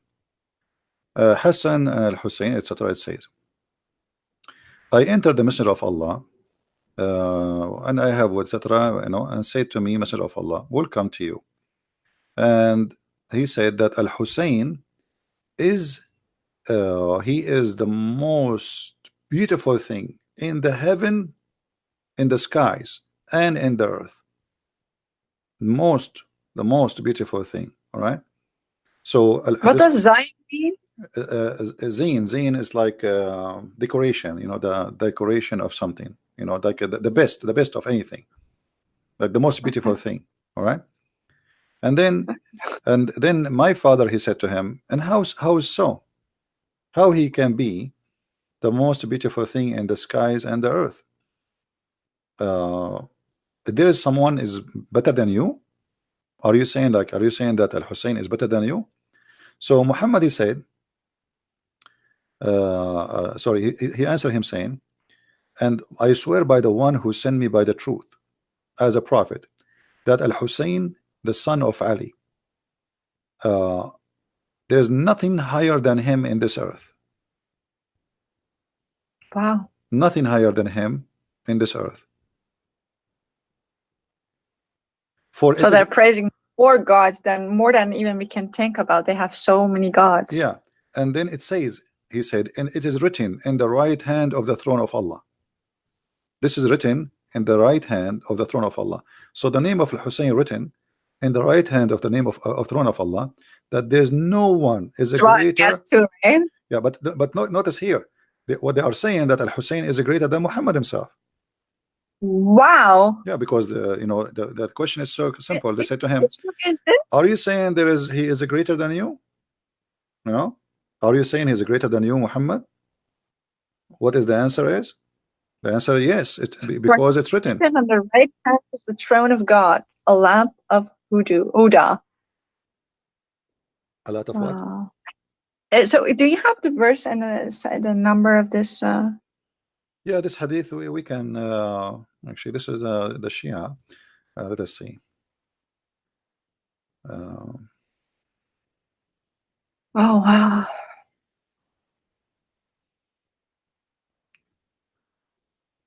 Okay, here. This is the book of Biharul Anwar. Okay. The book of Biharul Anwar. And what? Volume number 36, page number Yeah. 205. Okay. 205. And you know, I can give you the link actually in your Skype if you want, you know. Yeah, sure, thank you. But I don't know if you can open it because it's in Arabic and the link is in Arabic in the top. But That for anyway, later. Well, but I will need all this for to translate it. yeah. So this is what they believe, and this is what it is. And I mean, it's a crazy religion. What we can say, you know, this is how it is. So here you notice how the Shia, they use Muhammad to make Ali family gods in earth, to the point even Muhammad saying that he is the best and there's nothing better than him, neither in earth, not even in heaven, you know. And not only that, if you read carefully, he said that he is the ship of salvation, he is the light of guidance and the ship of salvation. Let us see if it the translation come in here. um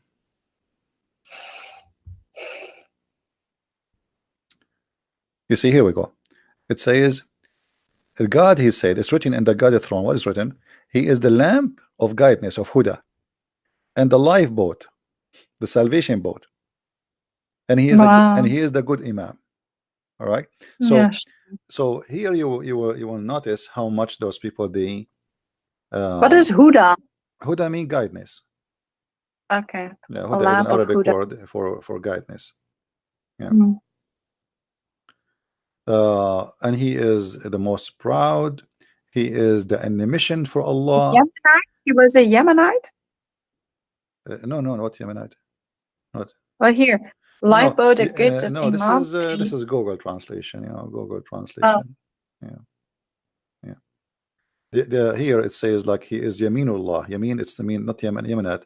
It is like he is in the right hand of Allah. Um, So in the right side of the hand of Allah, in the throne of Allah, it's written in those information.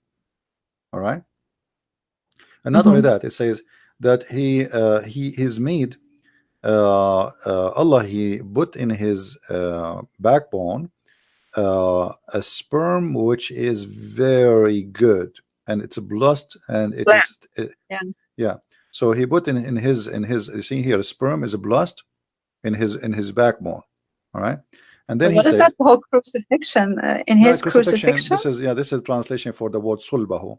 It's Google translation, you know, sulbahu, which means from his lineage. That's why we cannot use Okay. Google translation really as a source of especially in Arabic. Okay. So yeah, and then he says, if you pray in the name of Al Hussein, your prayer will never be rejected by Allah. You know, so anything you ask for in the name, he will intercede. His name is he's the intercessor. All right, and he is the intercessor in the judgment too, day too. Uh, so uh, Hossein is an intercessor in Judgment Day? yeah, Oh, okay. yeah, because you intercede for you. But If they're you all deified then, aren't they? They're actually deified into the same position as Christ in their minds. yeah, but this is what it says, you know, and then uh, there's a something really funny in the story. It says he asked him, and what is this nutfa in the backbone of my beloved Al Hussein? What is that sperm in the backbone? He's asking about the sperm. What is that sperm in the backbone of Al Hussein? Let us see where the translation here.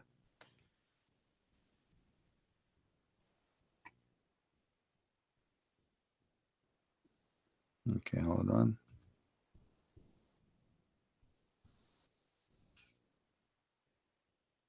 The Sorry, Google is not getting translating really. excited at time. Sorry, go on. I think it's getting late for you, right? You need to go, maybe. No. Okay. I just wanted to say sorry if I interrupt you No, sometimes no. and ask so many questions because I'm so, so shocked, and I keep No, it's getting okay. out shocked by you. Like it's Anyway, just so they ask him creepy. about the sperm, which is he have Hussein he have in his back. He said this is sperm is like the moon, you know, moon. Okay. Uh, so this is sperm like the moon, and anyone who follow his sperm, which means his seeds, he will be a martyr, and he will be sorry, he will be doing the right thing, and he will be very wise in the eyes of Allah. Yeah. So here you will see that the Shia, they really worship Muhammad family more than Muhammad himself. Muhammad, as I said, is just a cover. Is like a ticket to get in. You know?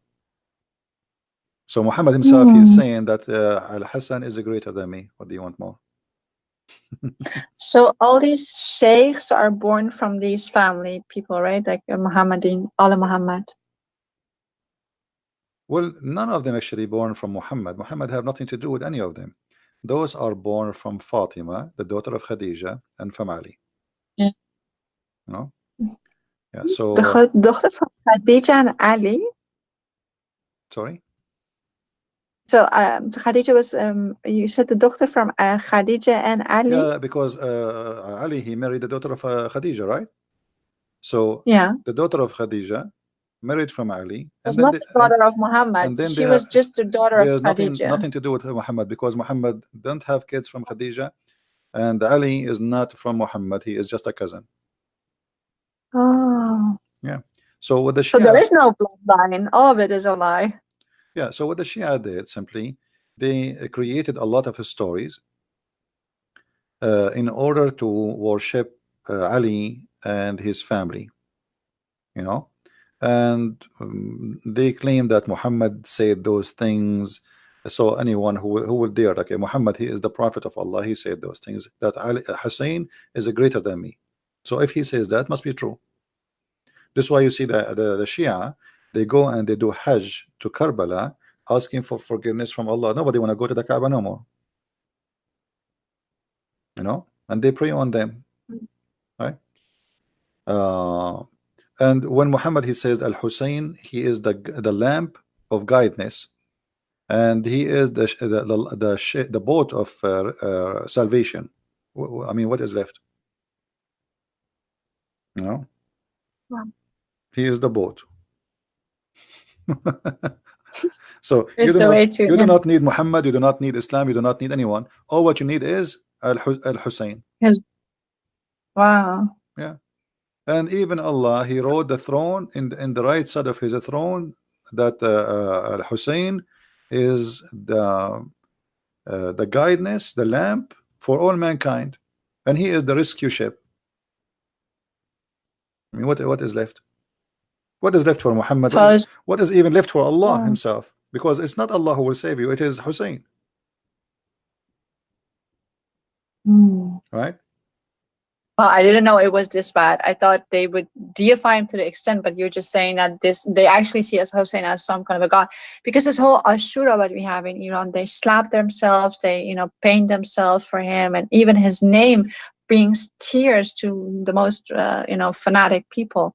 And he's seen as some kind of a person who gave up his own son. And look at the comparisons to Christ. He gave up his own son in a war. Uh, and he was totally innocent, and he did that because he's only in love. And so people now praise him as the Masum. He was killed as Masum. Yeah, And Masum, each year which so mean many he is a people, perfect. He's a perfect. He don't commit sin. He is a yeah. perfect person, which means he's God. You know, because the only Mm, one who don't commit sin is gods. So they made them gods. This is why they call themselves the Ithnay Ashariya, the 12 Imams, because they believe that the yeah. 12 Imams are perfect, who never commit sin, not even once. Yeah. You know, so this the family of Muhammad and their descendant enter the 12. They are perfect. They are not a human. They are gods on earth. And the fiction story starts from Al Hussein, and then Al Hassan, and then the children's after that. It's an inheritance business, you know. Is there something? Is there something historical that you could point me to that hasn't actually or Hussein actually existed in history? Well, we cannot really, I mean, there's nothing in history, even about Muhammad, we cannot find something to make him exist.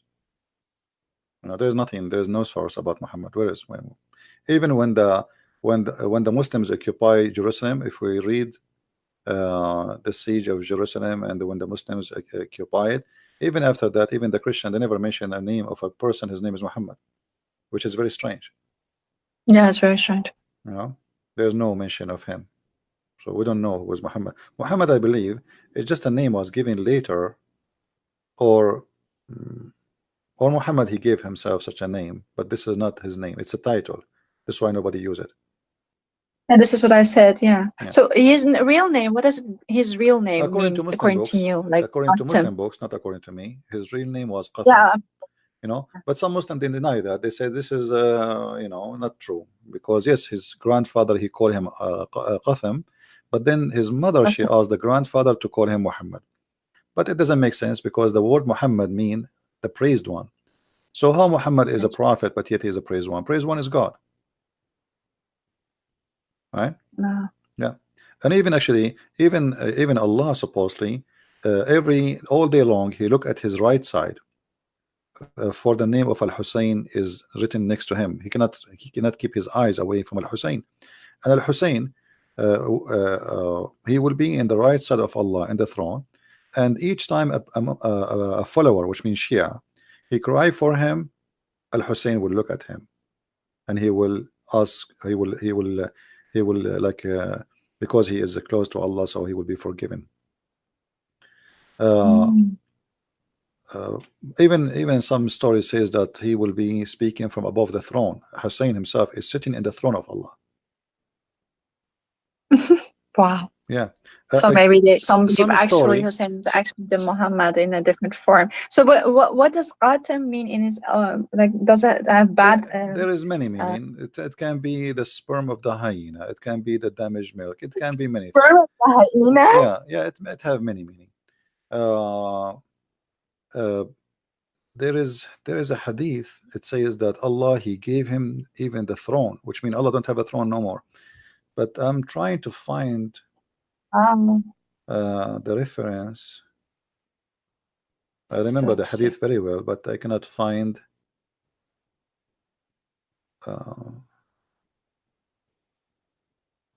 Let us see.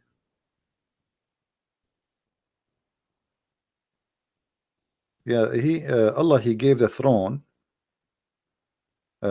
He gave the throne to Al Hussein. Imagine, even the throne became the throne of Al Hussein. As simple as that.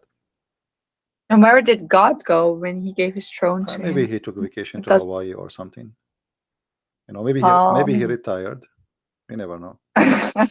You know, oh, yeah. So you know, there is endless stories, uh, and all of them, obviously, those people they make tons of stories about Muhammad and his family and Ali, and none of them make sense. And yet they say to us, you know, that you worship a man. Both of them, Shia and Sunni, they worship men. We don't worship men, we worship God. everything, stone, man, sex, they worship like they have a Kaaba filled with all sorts of gods. Black stone, kissing black stone, stones forgive your sin if you touch them, etc. So Islam is a you know is a collection of madness, and the more you learn about it, the more you get dizzy. You don't get knowledgeable, you get dizzy, because what is that? You know.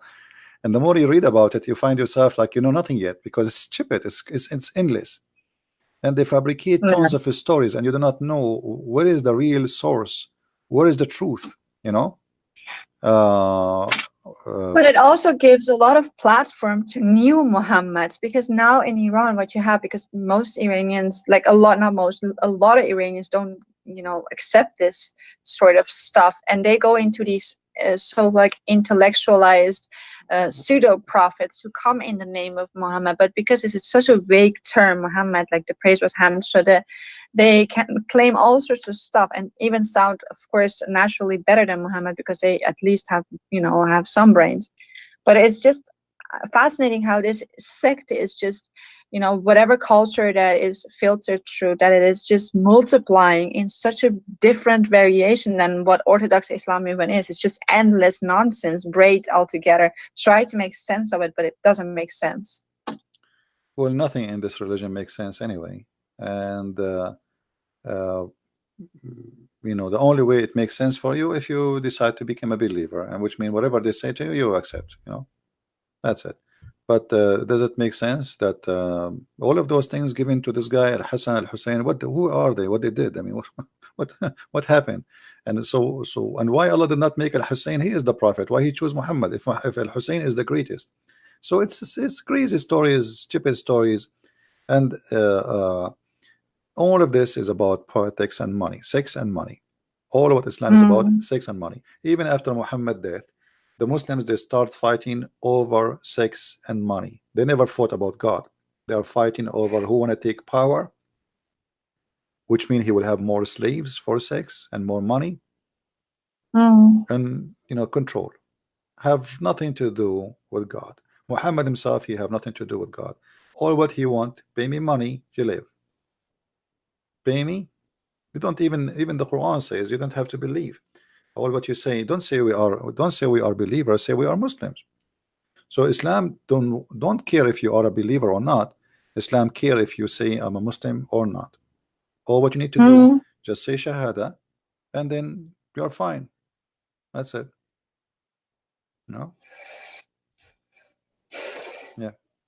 Anyway, I think. But amazing thing that it is sold as something so simplistic, almost similar to the Abrahamic faith, but it is so more complex, and you wanted to go wash yourself with holy water after No, there is really nothing to do reading with this Abrahamic film. faith. What Islam have to do with Abrahamic faith? How? Where? Yeah, this is actually my last question. So because I think maybe you want to talk about this topic in your own manner, maybe more than I just gonna stop with this. But so what is this whole story about Ishmael being the source of Islam? Can you talk about that a little? No, Muhammad, he needed to make himself connected to Abraham, since he was trying to get close to the Jews. So in order to be accepted as a prophet, then you have to come from Abraham. And then the Jews did not accept what he said, did not believe in what he said. Otherwise, okay, I want to ask the Muslims, who want to show me where in the Quran it says that Muhammad is from Ishmael? Any Muslim want to show me where it says in the Quran that Muhammad is from Ishmael? And here you notice right away how the Muslims they are in trouble, because this is the most important book. You see, the God of Islam mentioned that this guy is the son of this guy, the guy is son of guy. How come Muhammad did not say in his Quran that he is the son of Abraham too? If you go in the Quran, we will find the following: that Allah confirmed that the prophethood is from Isaac and Jacob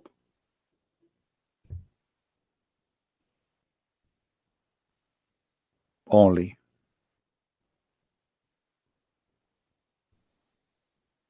When Allah supposedly mentioned where the prophethood will come, it says, and we bestowed on him Isaac and Jacob, and we established the prophethood and the scriptures among his seed. So who is the seeds he's talking about? Jacob. So they believe the same thing then, that as Christians believe that it came from Isaac, not from Ishmael. This is what Islam. This is the deception of Islam, is to try to make you believe that we have the same thing. Yeah. But Muhammad, he used this just to fool you, to make you say, okay, you see, we believe in Jacob, we believe in Isaac, we believe in Mary, we believe in Isa, we believe in Musa. So what is wrong? Come on, we believe in the same God. No, this is just a deception of the devil to make you believe that he believes in the same as you believe. But if you look with me here carefully, the Quran in this point, it dropped the name in this verse. It dropped the name of Ishmael, but Ishmael is the eldest or the elder, right? Okay. Verse, because I see Jacob and Isaac, but I don't see Shouldn't you start with Ishmael if you are counting his seeds? Oh. Ishmael is the older. Okay. So if Allah here talking about Ishmael, about Muhammad, he will be from Ishmael, he should mention that. Secondly, If Allah is saying that from Ishmael will be prophet, well, this is the verse speaking where the prophet will come. We made in his seeds, and he mentioned Isaac and Jacob, the prophethood. That's it. So Muhammad here in And this chapter, here in this verse, he was trying to get close to the Jews, and he knew that the Jews do not approve Ishmael to be anything important. So in this point, makes sense. yeah, in this point, Muhammad, he told them, okay, Jacob and Isaac and etc. prophethood, whatever you wish. But later, when he noticed that they would not agree with him anyway, he said that he started speaking about Ishmael, but nowhere he said in the Quran that Ishmael is a prophet of from him will be a guy. His name is Muhammad. You see, Muhammad, he said that Isa said a prophet will come after me. His name is Ahmad. Even the name there does not make sense, because if Muhammad name is Muhammad, why Isa call him Ahmad? Is Ahmad a title too? Obviously they are titled because it's mean the praised one, the one people praise. Ahmad. So obviously this is not Yeah. this is not a name, because if the Quran is saying that the one will come after Isa, his name is Ahmad, why Muhammad, his name is Muhammad? You see, a name is a name, unless what is meant here, what is meant here is a title which have a meaning. The name it doesn't matter. You know what I mean?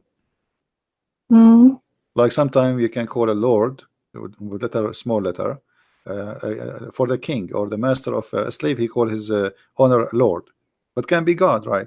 Depend in the location or etc. So here Muhammad saying that Isa said there is a messenger will come after me, his name is Ahmad.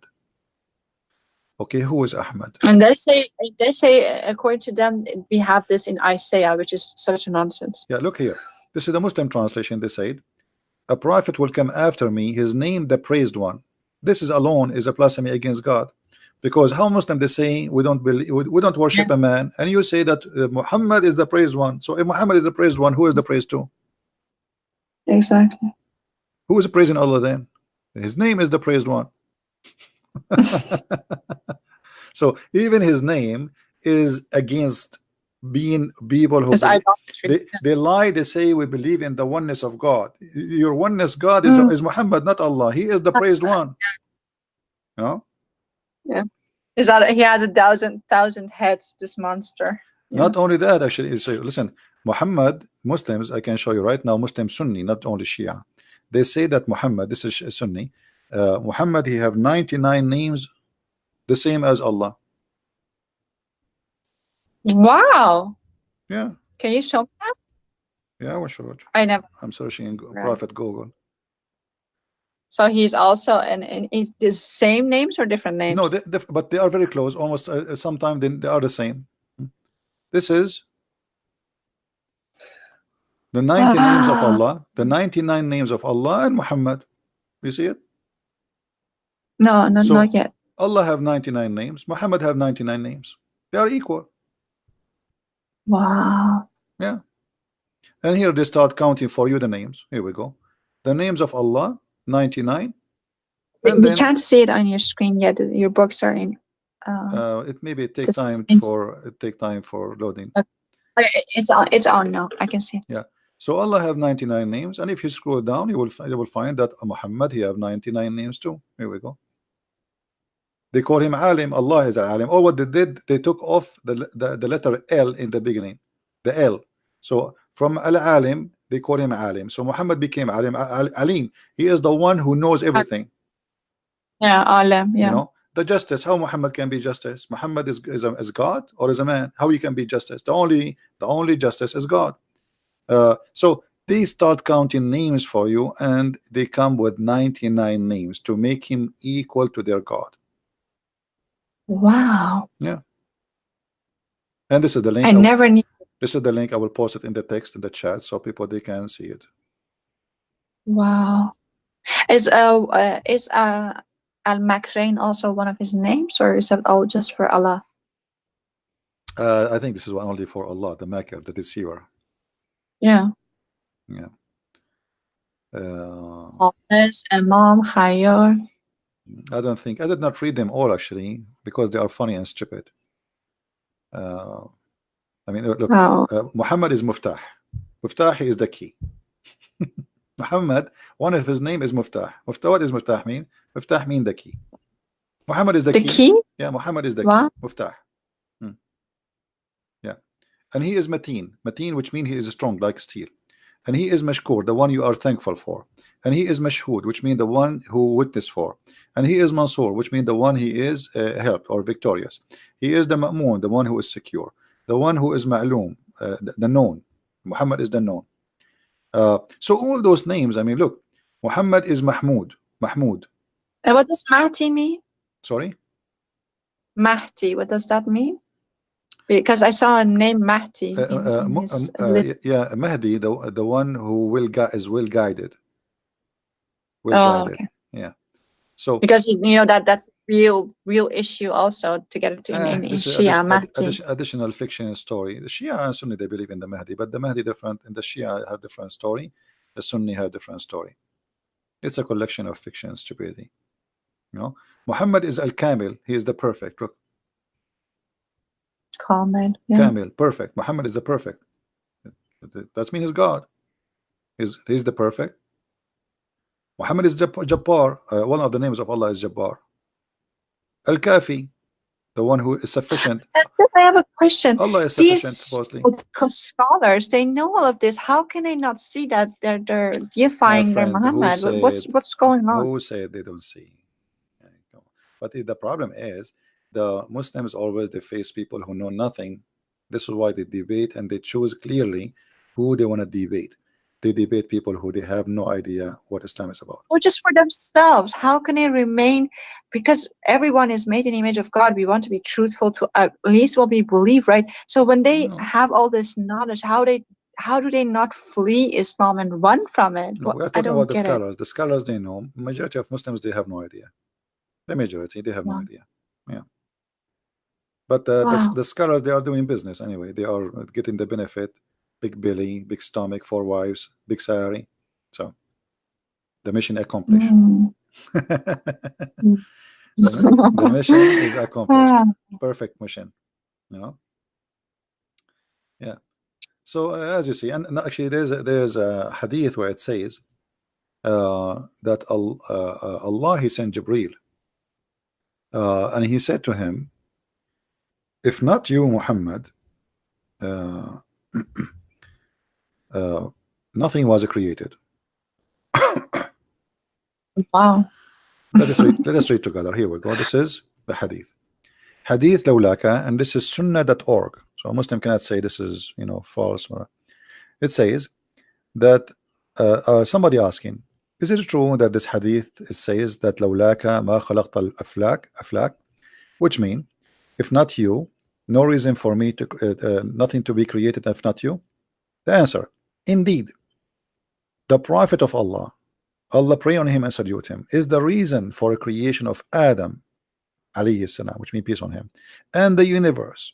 If the Prophet of Allah, Allah pray on him and salute him, was not existence, then the throne of Allah, the arsh, the chair, the kursi, the lawh, which means the tablet, and the qalam, which means the pen, the skies, the earth, the heaven, the hell, the trees, the stones, and all the creatures will not be exist. Do you see it?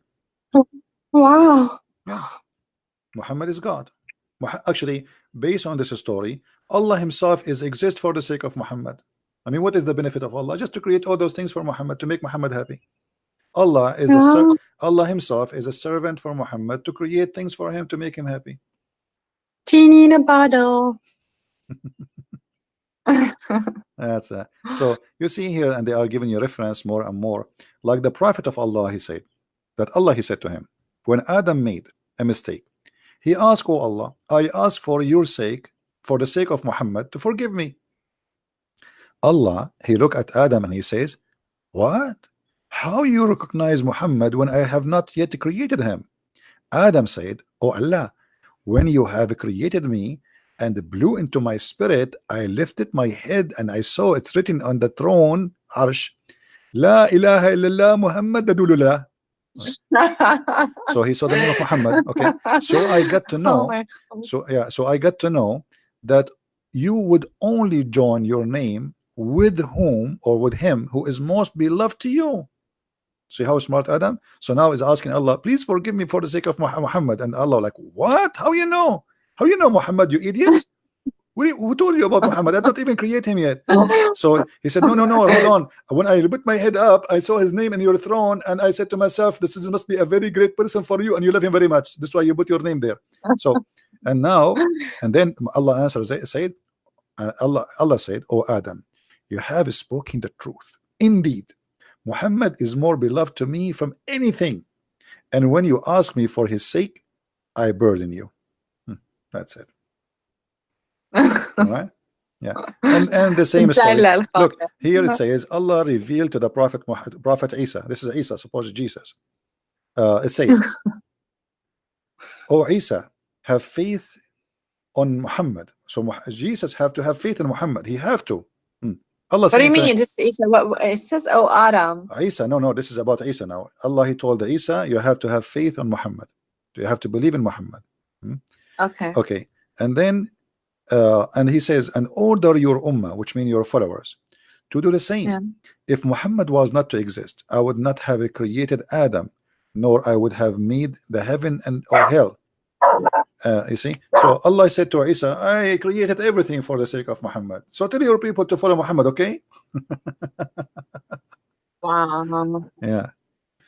Anyway, I think we have. Actually, there was an Iranian judge who told me once, and this was his logic too. I said, why are we women so suppressed in Iran? We have, half the rights. Women can only marry one husband who, even if he abuses her, she's not allowed to leave, but men have, all these questions. And he said, well, Allah, he actually will answer you by saying, like, what is that of your concern? I just love men more. This is a judge in Iran. This is a highly educated person who would say such a thing to you. Yeah. But it's all driven from this madness. All right. Well, I think we have enough for today. It's getting late for you, as I think in your time, you're right. And your dog maybe it was mind-blowing. Thank you so much for inviting me. Thank you so much for giving me a platform to ask all these questions, because these are the questions that I hear many of my Iranian followers ask, and I never knew, and they don't know, because never ever could they ask people about these stuff. They would be, it's not even allowed just in Islam to ask stuff like this. So thank you a lot. I don't know if you want to say something in That's all. Well, thank you very much for being here, and you can invite your friends if they want to call us, and I will be happy to answer them too. Sure. All right. And also about this video, can you let it on so I can actually download it? Download it. Yeah, I will leave it for the coming a few hours. You can download it, please. Okay. All right. Thank you so much. You're welcome. God bless take you. Care. Take care. God bless. And take care. Thank you. Okay. Bye-bye. Bye-bye. All right. As you see, this is Islam, and we have no sugarcoating. And by the way, Iranian are the biggest converted church in USA. I never saw a convert from the Islamic cult in the size as Iranian. We have Abdul. Yes, Abdul. Assalamu alaikum, brother. Can you hear me? Wa alaikum assalam. Brother, please give me 1 second. I'll get my laptop here. Please, 1 second. So what you call me if your laptop is not ready? Call me when your laptop is ready. Okay, give me 1 second. 1 second for a Muslim is 1 century. 1 second.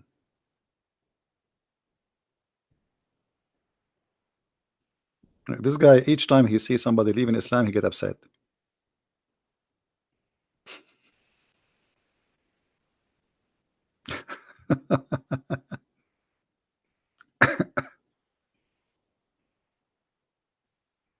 Yeah.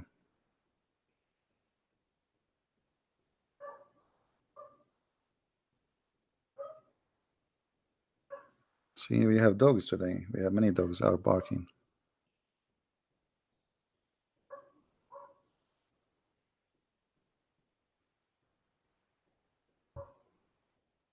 Well, the Muslims in the beginning, they try to deny and to fight, but they cannot do that after all, because they will see that we are not everything we say is we put it in the screen.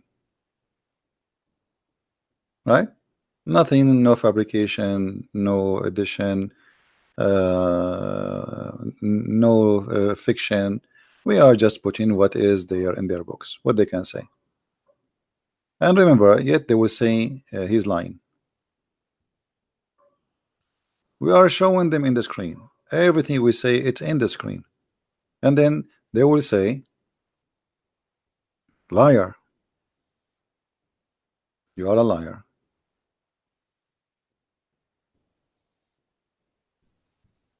You see, he said 1 second. I'm afraid he would do the same as the Muslim sheikh who was debating me. He said he want to go to the bathroom more than 10 years ago. He never came back.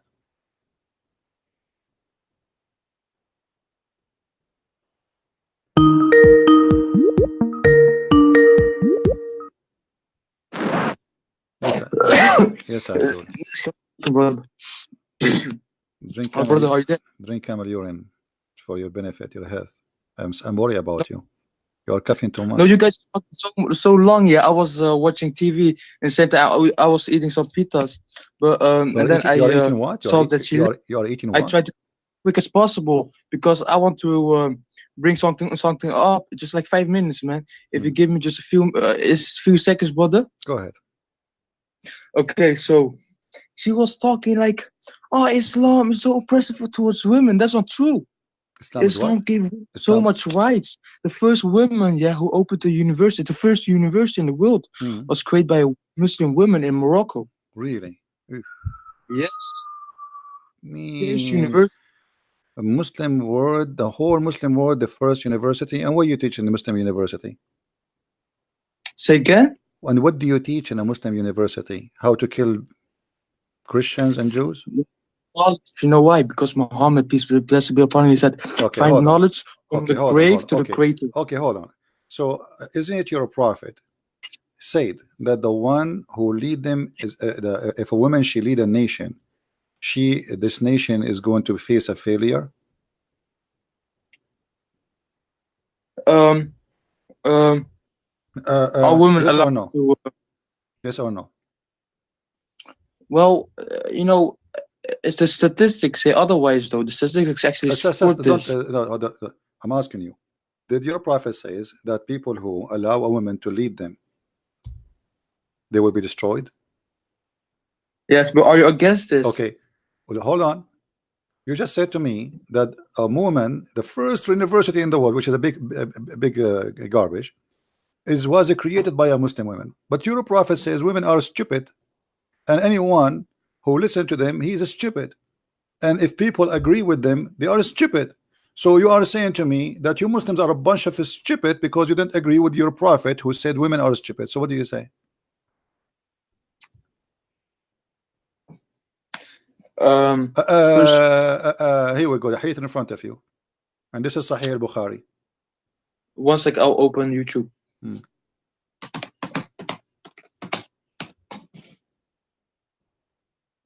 And as you see, the Persian and the lady she was talking to me, she was from Persia, and they have a king who is a female, which means a queen.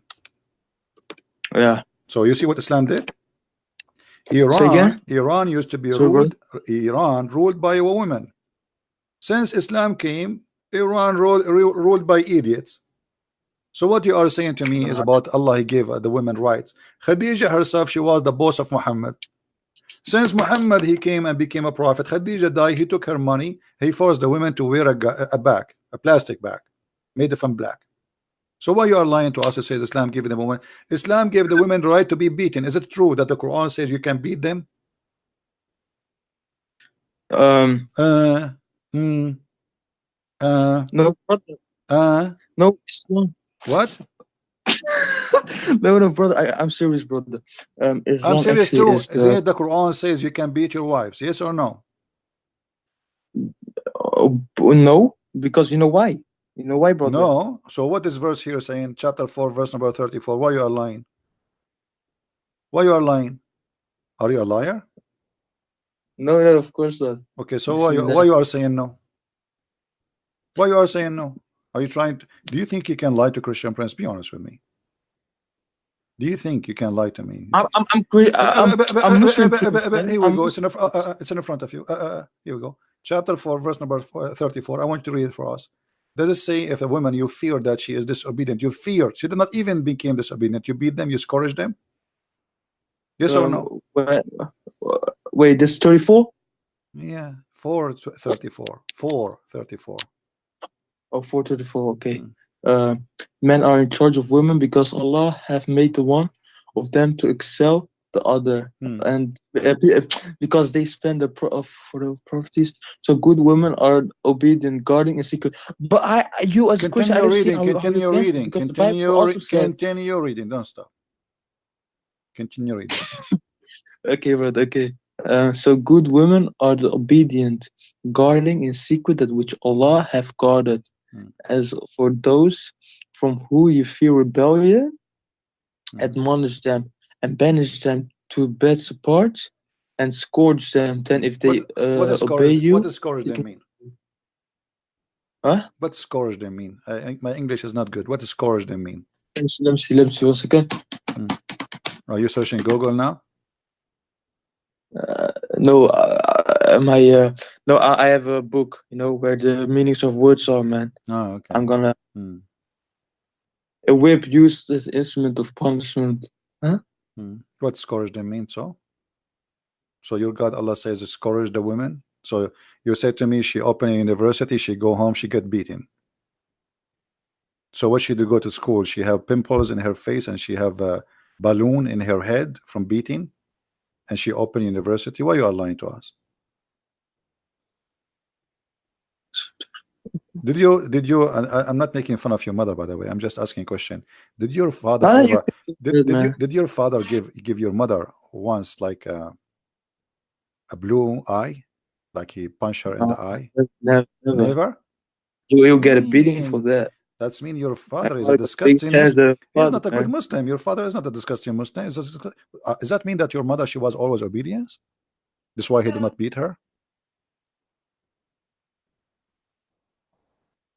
No, but well, the Quran says if you fear that they are going to be disobedient for you, what is the solution? Beat them. Obviously, your mother always she obey your father, his God, so she obey him, and this is why he did not beat her, because you said he never gave her a blue eye. What do you mean by obey? Well, if you say to your wife, make some tea for me, and she did not go right away, you can beat the hell of her. If you say to your wife, take off your panty, I'm horny, and she refused to do so, you can beat her. Any reason, it's up to you. So, so good. What's on? It says obey. So anything you have to do with obedience, anything you say to her, she don't do, you beat her. But what does the hadith on this verse say? It says otherwise, though. What it otherwise? Explains the verse. Where it says no, here we go. The hadith says you beat them until you make your. The hadith says you beat them until you make their skin greener. And here we go. This is the story. The story. No. Okay, hold on. I will make you read it. Here we go. Read with me. This is Aisha speaking. I'm listening. Go ahead. I'm not going to talk. I will let you read. Read all the sentence. And I'm listening. Go ahead. Bro, you have a beautiful voice, man. What if you? I have no? What? I have what? You have a good voice. You have a beautiful voice, man. My friend, I'm asking you about women beating. Are you flirting with me now?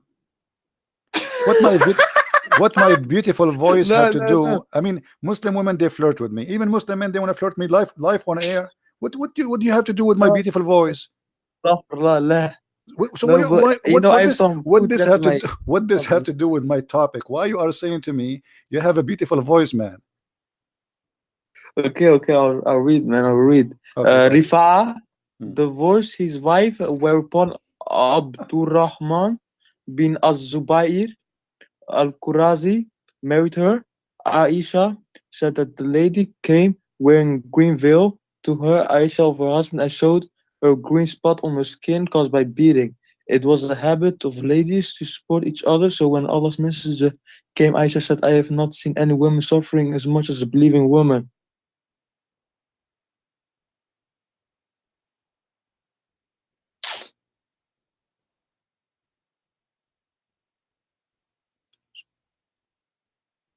let me see, brother.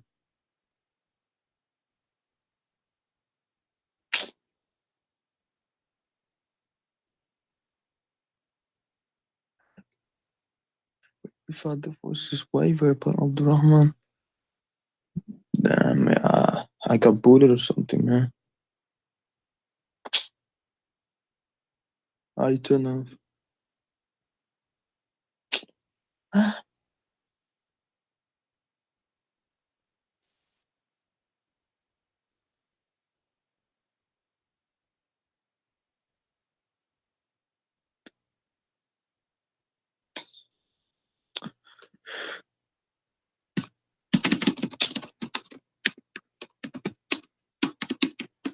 All right, I hear you.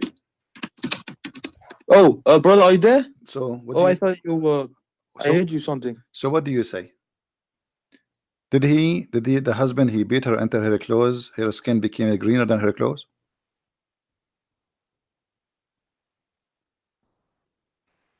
Yeah, Are you there? yeah, Greenville.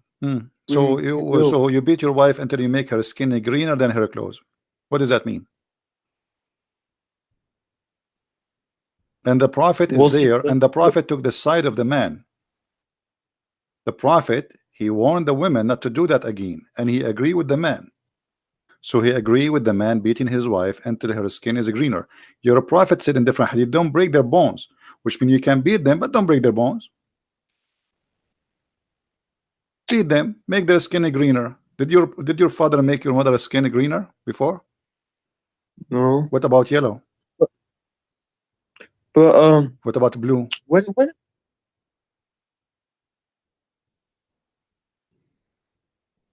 Hmm?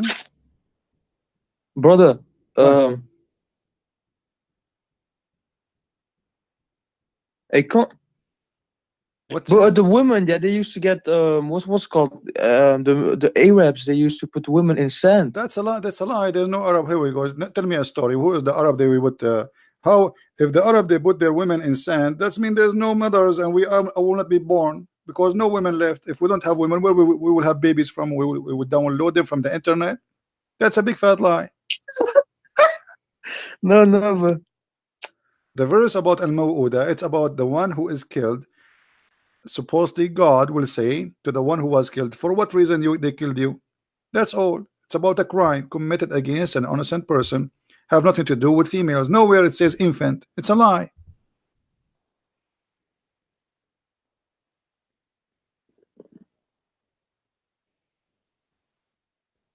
but in First Timothy 2:11 says a woman should learn in quietness and feel submission. I do not permit a woman to teach or have authority over a man.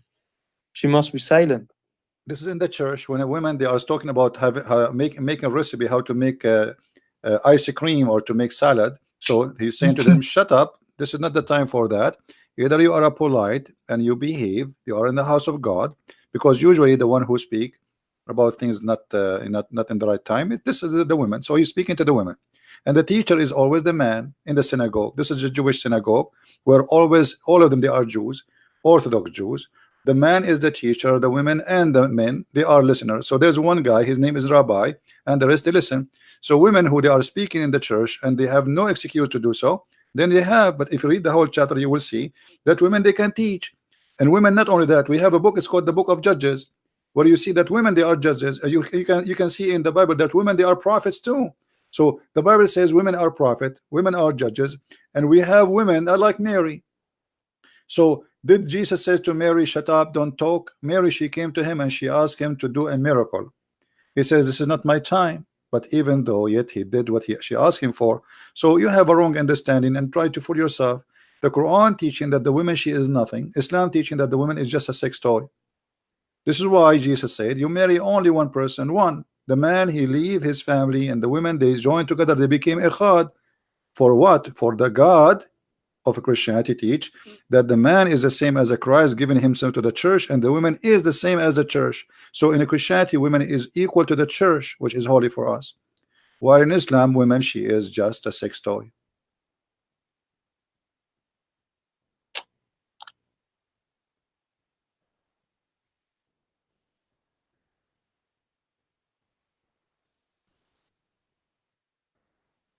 Hello? Did you decide to leave Islam or not yet? Could you scroll down on the screen? Oh, okay. A bit. All right. There we go. And even here, the story, by the way, your prophet, he forced the woman to be raped by the man, because the man, he trying to rape her, even though he is her husband. But you cannot force women into sex. No, in Islam you can. And the prophet said to her clearly, you have to taste his juice. Is that true that your prophet says to this woman that she have to taste his juice, and she have to taste he have to taste her juice? Let me read, man. Hmm. I don't know.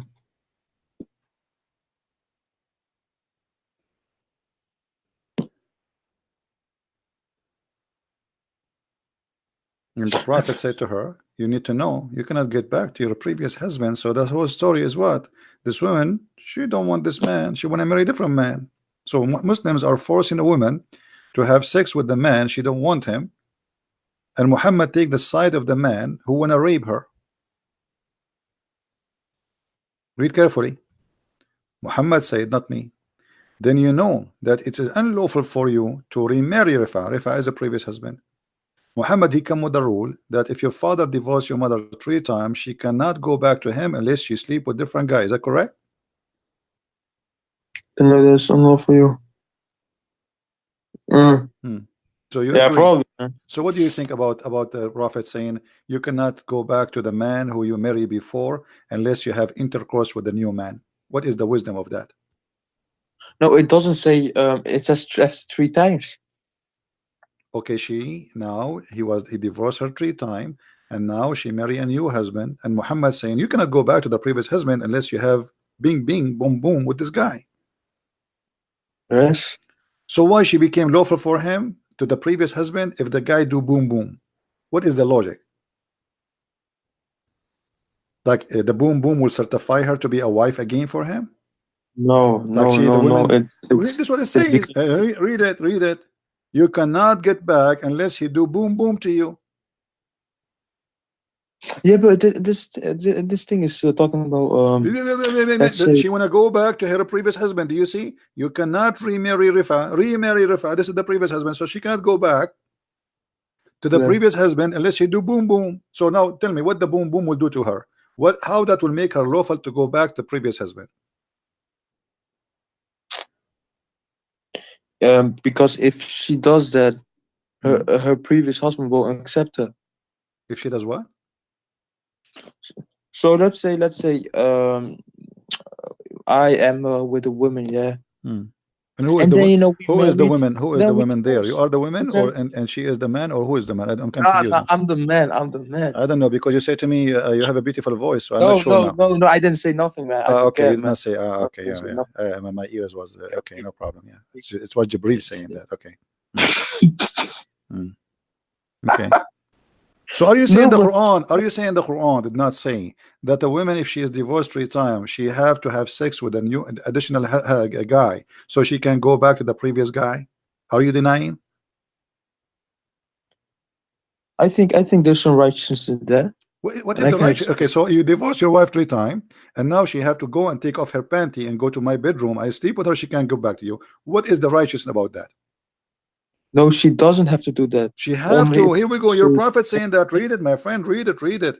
If you want, he said, you know that it is unlawful for you to remarry Rifa unless you do boom boom with Abdul Rahman. So what the boom boom of Abdul Rahman will do to this woman to make her lawful for her previous husband? Tell us. It's like a test. Testing what? Testing her vagina? No. Well, he's doing boom. He is doing boom boom where? Divorce, and then we marry again, and we divorce, we marry again, we divorce, we marry again. You Muslims, okay. If Islam is against divorcing and remarrying, well, why Muhammad allow you to divorce and marry as much as you wish? Still, this one will not prevent you, because still you can have her back. All what she need to do, she go sleep around again, and she come back to you. And now she became more of a whore because she's sleeping around in order to come back to you. So you made her a whore, so everybody can jump on her. What is the wisdom? You made her sleep with other guys so she can go to the previous guy. And what's her fault? She is not the one who divorced. It's the husband who divorced. So now your prophet is punishing who? Is punishing the women or the man? The one who will do boom boom to her is her, not him. What about your prophet says if you divorce your wife 3 times, we will let them do boom boom to you. And then he will not do that. Because now you punish the women. The woman, she is the one who is going to have sex with a strange man she don't like. As you see, he's beating the hell of her.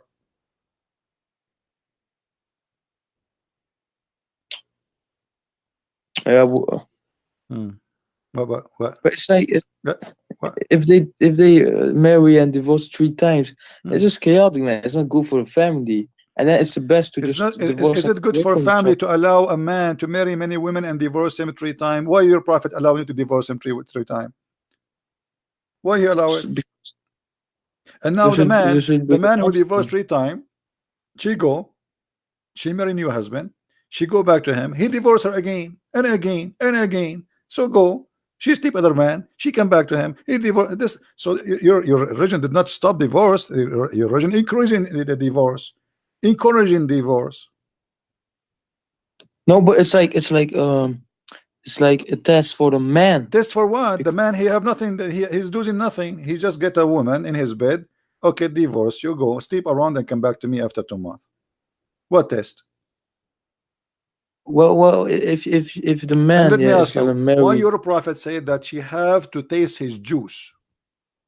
What kind of a prophet he said to a woman, you have to taste his juice? What is juice? That shit ain't oral, man. That shit ain't oral. It's just like meaning intercourse. So in Islam, when you do intercourse, you taste the juice. What do you mean by that, man? No, it's not like in the mouth. Don't tell me. Don't ask me. Ask your prophet. I'm asking you. Here we go. Your prophet. He says you have to taste his juice. His sweet juice, and you have to taste his sweet juice. What juice we're talking about? They know.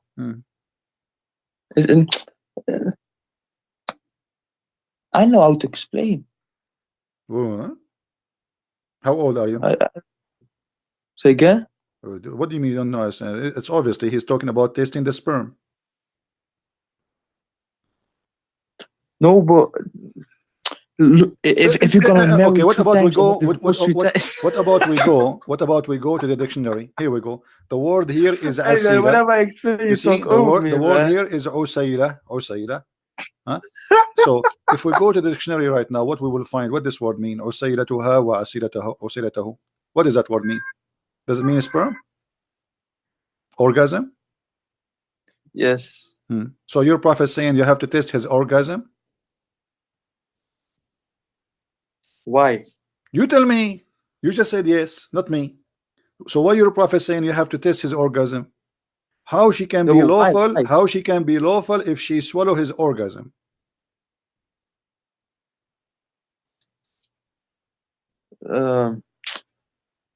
No, but that's the point, isn't it? If you divorce 3 times, this is the point. Guys, this is the point. This is the point. Guys, did you hear it? This is the point. The point is that in Islam we teach a man to swallow the orgasm of a man, and the man have to swallow the orgasm of the women. This is what you said. You just said this is the point. I am asking you why she have to swallow his orgasm. You said this is the point. This is what you said. Because a man isn't gonna marry her when she went with another man and then did that stuff. What does she is his wife now? She is his wife. She, in order to come back to the previous husband, she have to test the sperm of the new husband. Why? But most men aren't gonna accept her.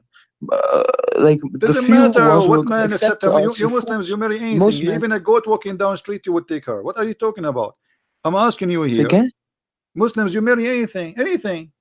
Any woman she offer herself, you take her, especially if she have money. Don't give me now, school me. Now here it says you cannot remarry the previous husband unless you taste this guy juice. What that will do? She have intercourse with him, and now she have to test. She have to test his orgasm. Why? Well, so here's the point. If you marry and divorce 3 times, right? It's like chaotic, man. It's not good for the family, and then it's just time to go. You gotta find someone else. But why you need to taste her juice? What is that? I'm not asking you time to go. What time to go? You made the woman as a hooker. Today she is here, tomorrow she is there. This is what Islam is about. There's no marriage. This is why we keep saying in Islam they don't believe in marriage, they believe in a contract. It's a sexual contract. And now Muhammad put in now the rules of the sexual contract. You have to taste the juice, because if you don't give him taste the juice, that's mean he did not have fun. Is that correct? Hmm. You agree? Yeah. Yeah. Yo. So, No. okay, my friend, thank you very much for calling. Thank you, brother. Oh boy. And this is what is missing. Men, they are saying to me, you have a beautiful voice. I'm going to throw up.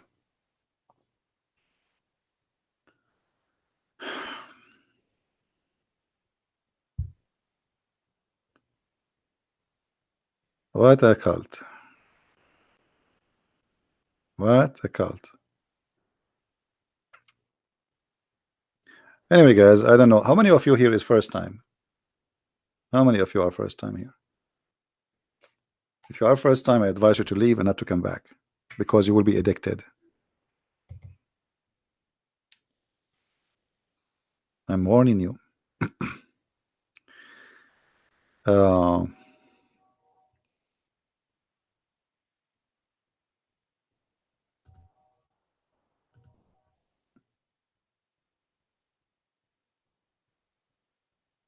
Okay. So, don't forget, please, to subscribe. And if you already subscribed, don't forget to unsubscribe. And this is the way you can get the blessing of Allah, because Allah, He give you double deeds. If you make like one good deed can erase two double deeds. I mean, two bad deeds. So do this: make a bad deed by subscribing, and then unsubscribe. Then Allah will put in your credit two deeds. So imagine if I can do that in the bank. I put $1, then I withdraw, and then the bank, they will put $2 instead of the dollars I take off, and then I put it again, and I take it again. By the end of the month, I will have a lot of money in the bank. Very smart religion. All right.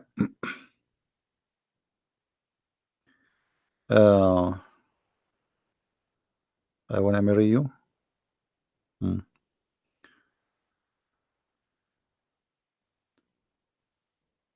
So don't forget to subscribe, and the video will not stay long for an hour channel. So if you like what we do, please really subscribe. You are welcome. And feel free to download my videos. They are for free for everybody. I don't care really. Actually, I encourage you to download them, put them in your channel. I'm not like others who get angry if people download his videos. The point is to spread the truth, and the truth will set you free.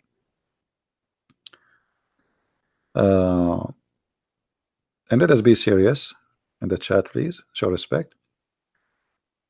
Always here, we notice that the Muslims, when they speak to us, how much they are confused, and how much they are into fabrications or fabricated stories. So, brother, the first university in the world was made by a Moroccan woman. True story, brother. She opened university and she is wearing the burqa, and she was beaten at home, and her husband called her half brain. Yeah. There's a lot of things you see in the media trying to fool you.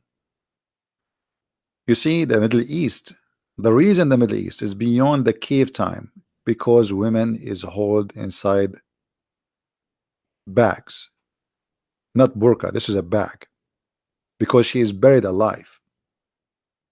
Women is the half of the society. So you don't allow them to go to school. You don't allow them to take education. You don't allow them to be smart. The point, by the way, they don't want the women to be smarter than them, because the man, he want to be in control. If she is smart, she will be smart. She will question. She will ask. She will know, and that's not good. How the man can be in control? If we open university where people they can learn the real knowledge, then how a fool he call himself imam, he can claim to be a knowledgeable person, because everybody there will laugh at him. So in order to keep them under control, we say to them, the only knowledge we need is about Allah and Islam, brother. All other knowledge is not needed.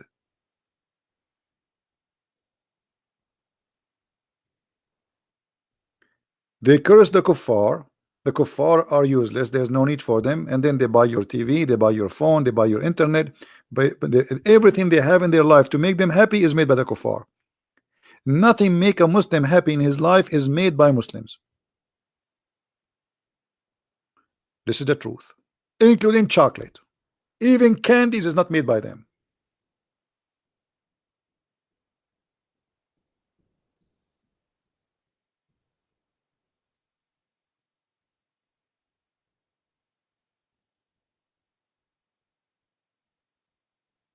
There is a Muslim from who live in England. The stupid English people, they give him citizenship. He stand next to a bunch of cows. Let me see if I can find the video. I don't know if it's flagged. Let me see. So in his video he was saying, brother Thithar, look at those cows. Those cows are more useful than the infidel, the kuffar.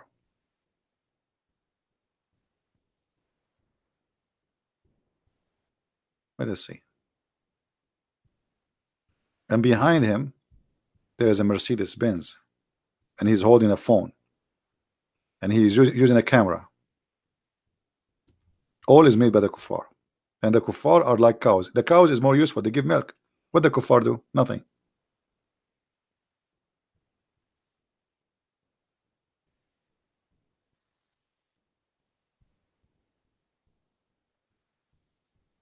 I will try to find the video.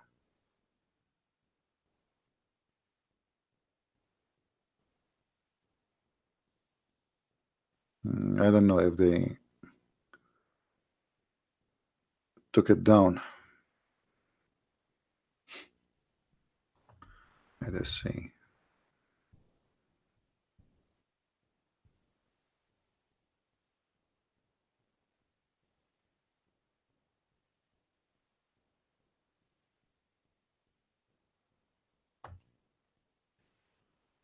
Yeah, I cannot find it. Maybe they took it down. But anyway, this is their idea that they are the best of mankind, and their prophets say to them that Muslims are the best of mankind. This is why they have authority to enslave you. Islam is totally different from what you hear from politically correct media forms. Absolutely, they teach you nothing but false news.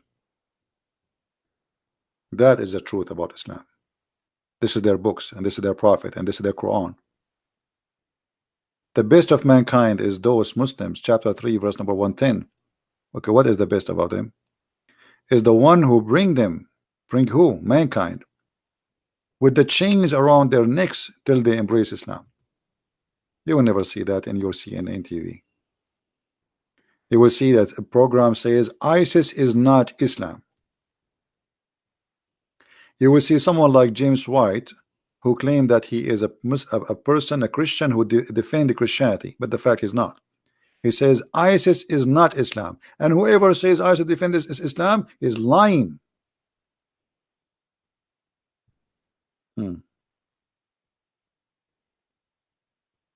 Be aware, my friend, from false teachers. Our Lord the Messiah said, be aware of false prophet and false teachers who come to you in a clothes of a sheep, but in fact they are wolves.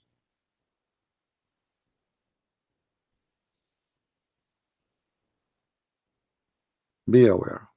And here we say things as it is, with no makeup. No makeup. Which is one more worse? Both of them, they are. It is one coin have two faces. So if you ever thought that the Shia is better than the Sunni, you are mistaken. Shia are actually more dangerous because they play nice. They are very good actors until they are the upper hand, and then you will see what they will do to you.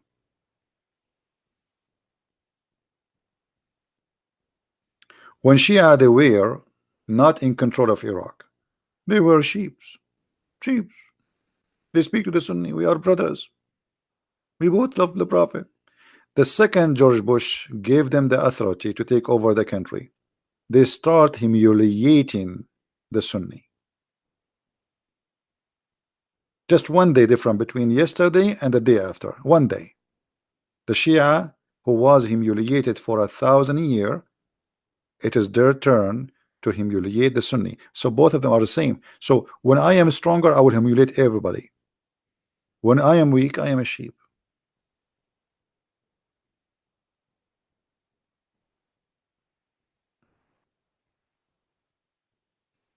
Dawa man cow. Okay, let's see. Look like somebody he found it. Thank you for searching.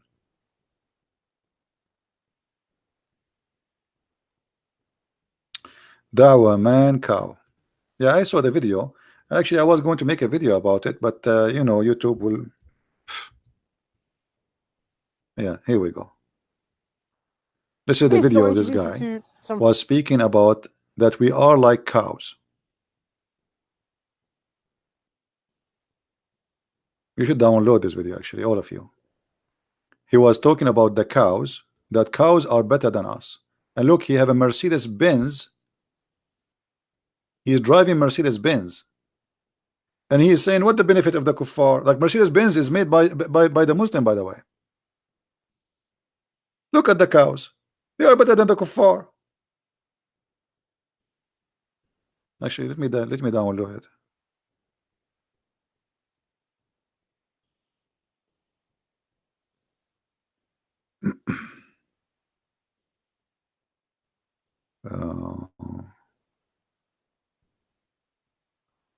I will download. You should, every one of you actually download it and share it around.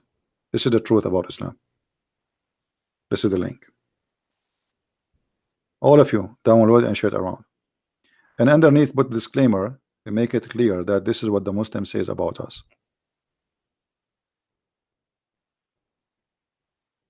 No, they are not stupid. The stupid is the one who gave them citizenship. This is what he believes. The stupid is the country who gave him citizenship and let him live there, and he hate us, and he is saying, you know, when you teach such a teaching, what does that mean? Go and kill them like cows. He is not the stupid. The stupid is the country, the government, the people who gave them citizenship. They are doing what they believe. And actually, this man is more truthful from other Muslims. He is saying what he believes.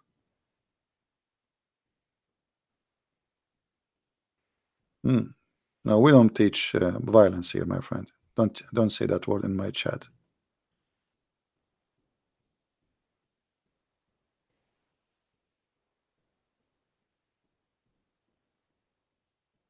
Stupidity is the reason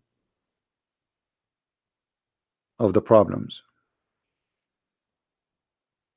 Anyway, guys, we will leave this video for a few hours, so please download the video, share it with your friends, and I'm talking about my video, not this guy video now.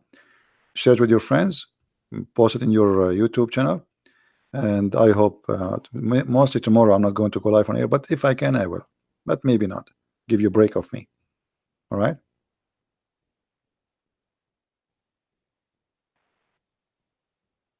Mahdi, Saddam, he killed many Shia after the USA armed them. Before the Shia never dared to open their mouth. Give me a break. Saddam, he started that because the war is two-part. George Bush the father and George Bush the son. So give me a break, Abdul. You Shia never open your mouth, never dare to open your mouth all your life during Saddam Hussein until George Bush the father come. And then when he became weak in certain areas, and the American, they armed you. Even the war now, which happened in Iraq, the Shia, they came and they kissed the shoes of George Bush to go and free them from the dictator Saddam Hussein. And a day after he free you, you ask the American to leave. This is what the Shia do. They play taqiyya. All right. Anyway, guys, I think we have enough for today. Thank you very much for being here. May the Lord bless you. And until we see you soon again, Christ is Lord, Islam is false. And take care. Bye-bye.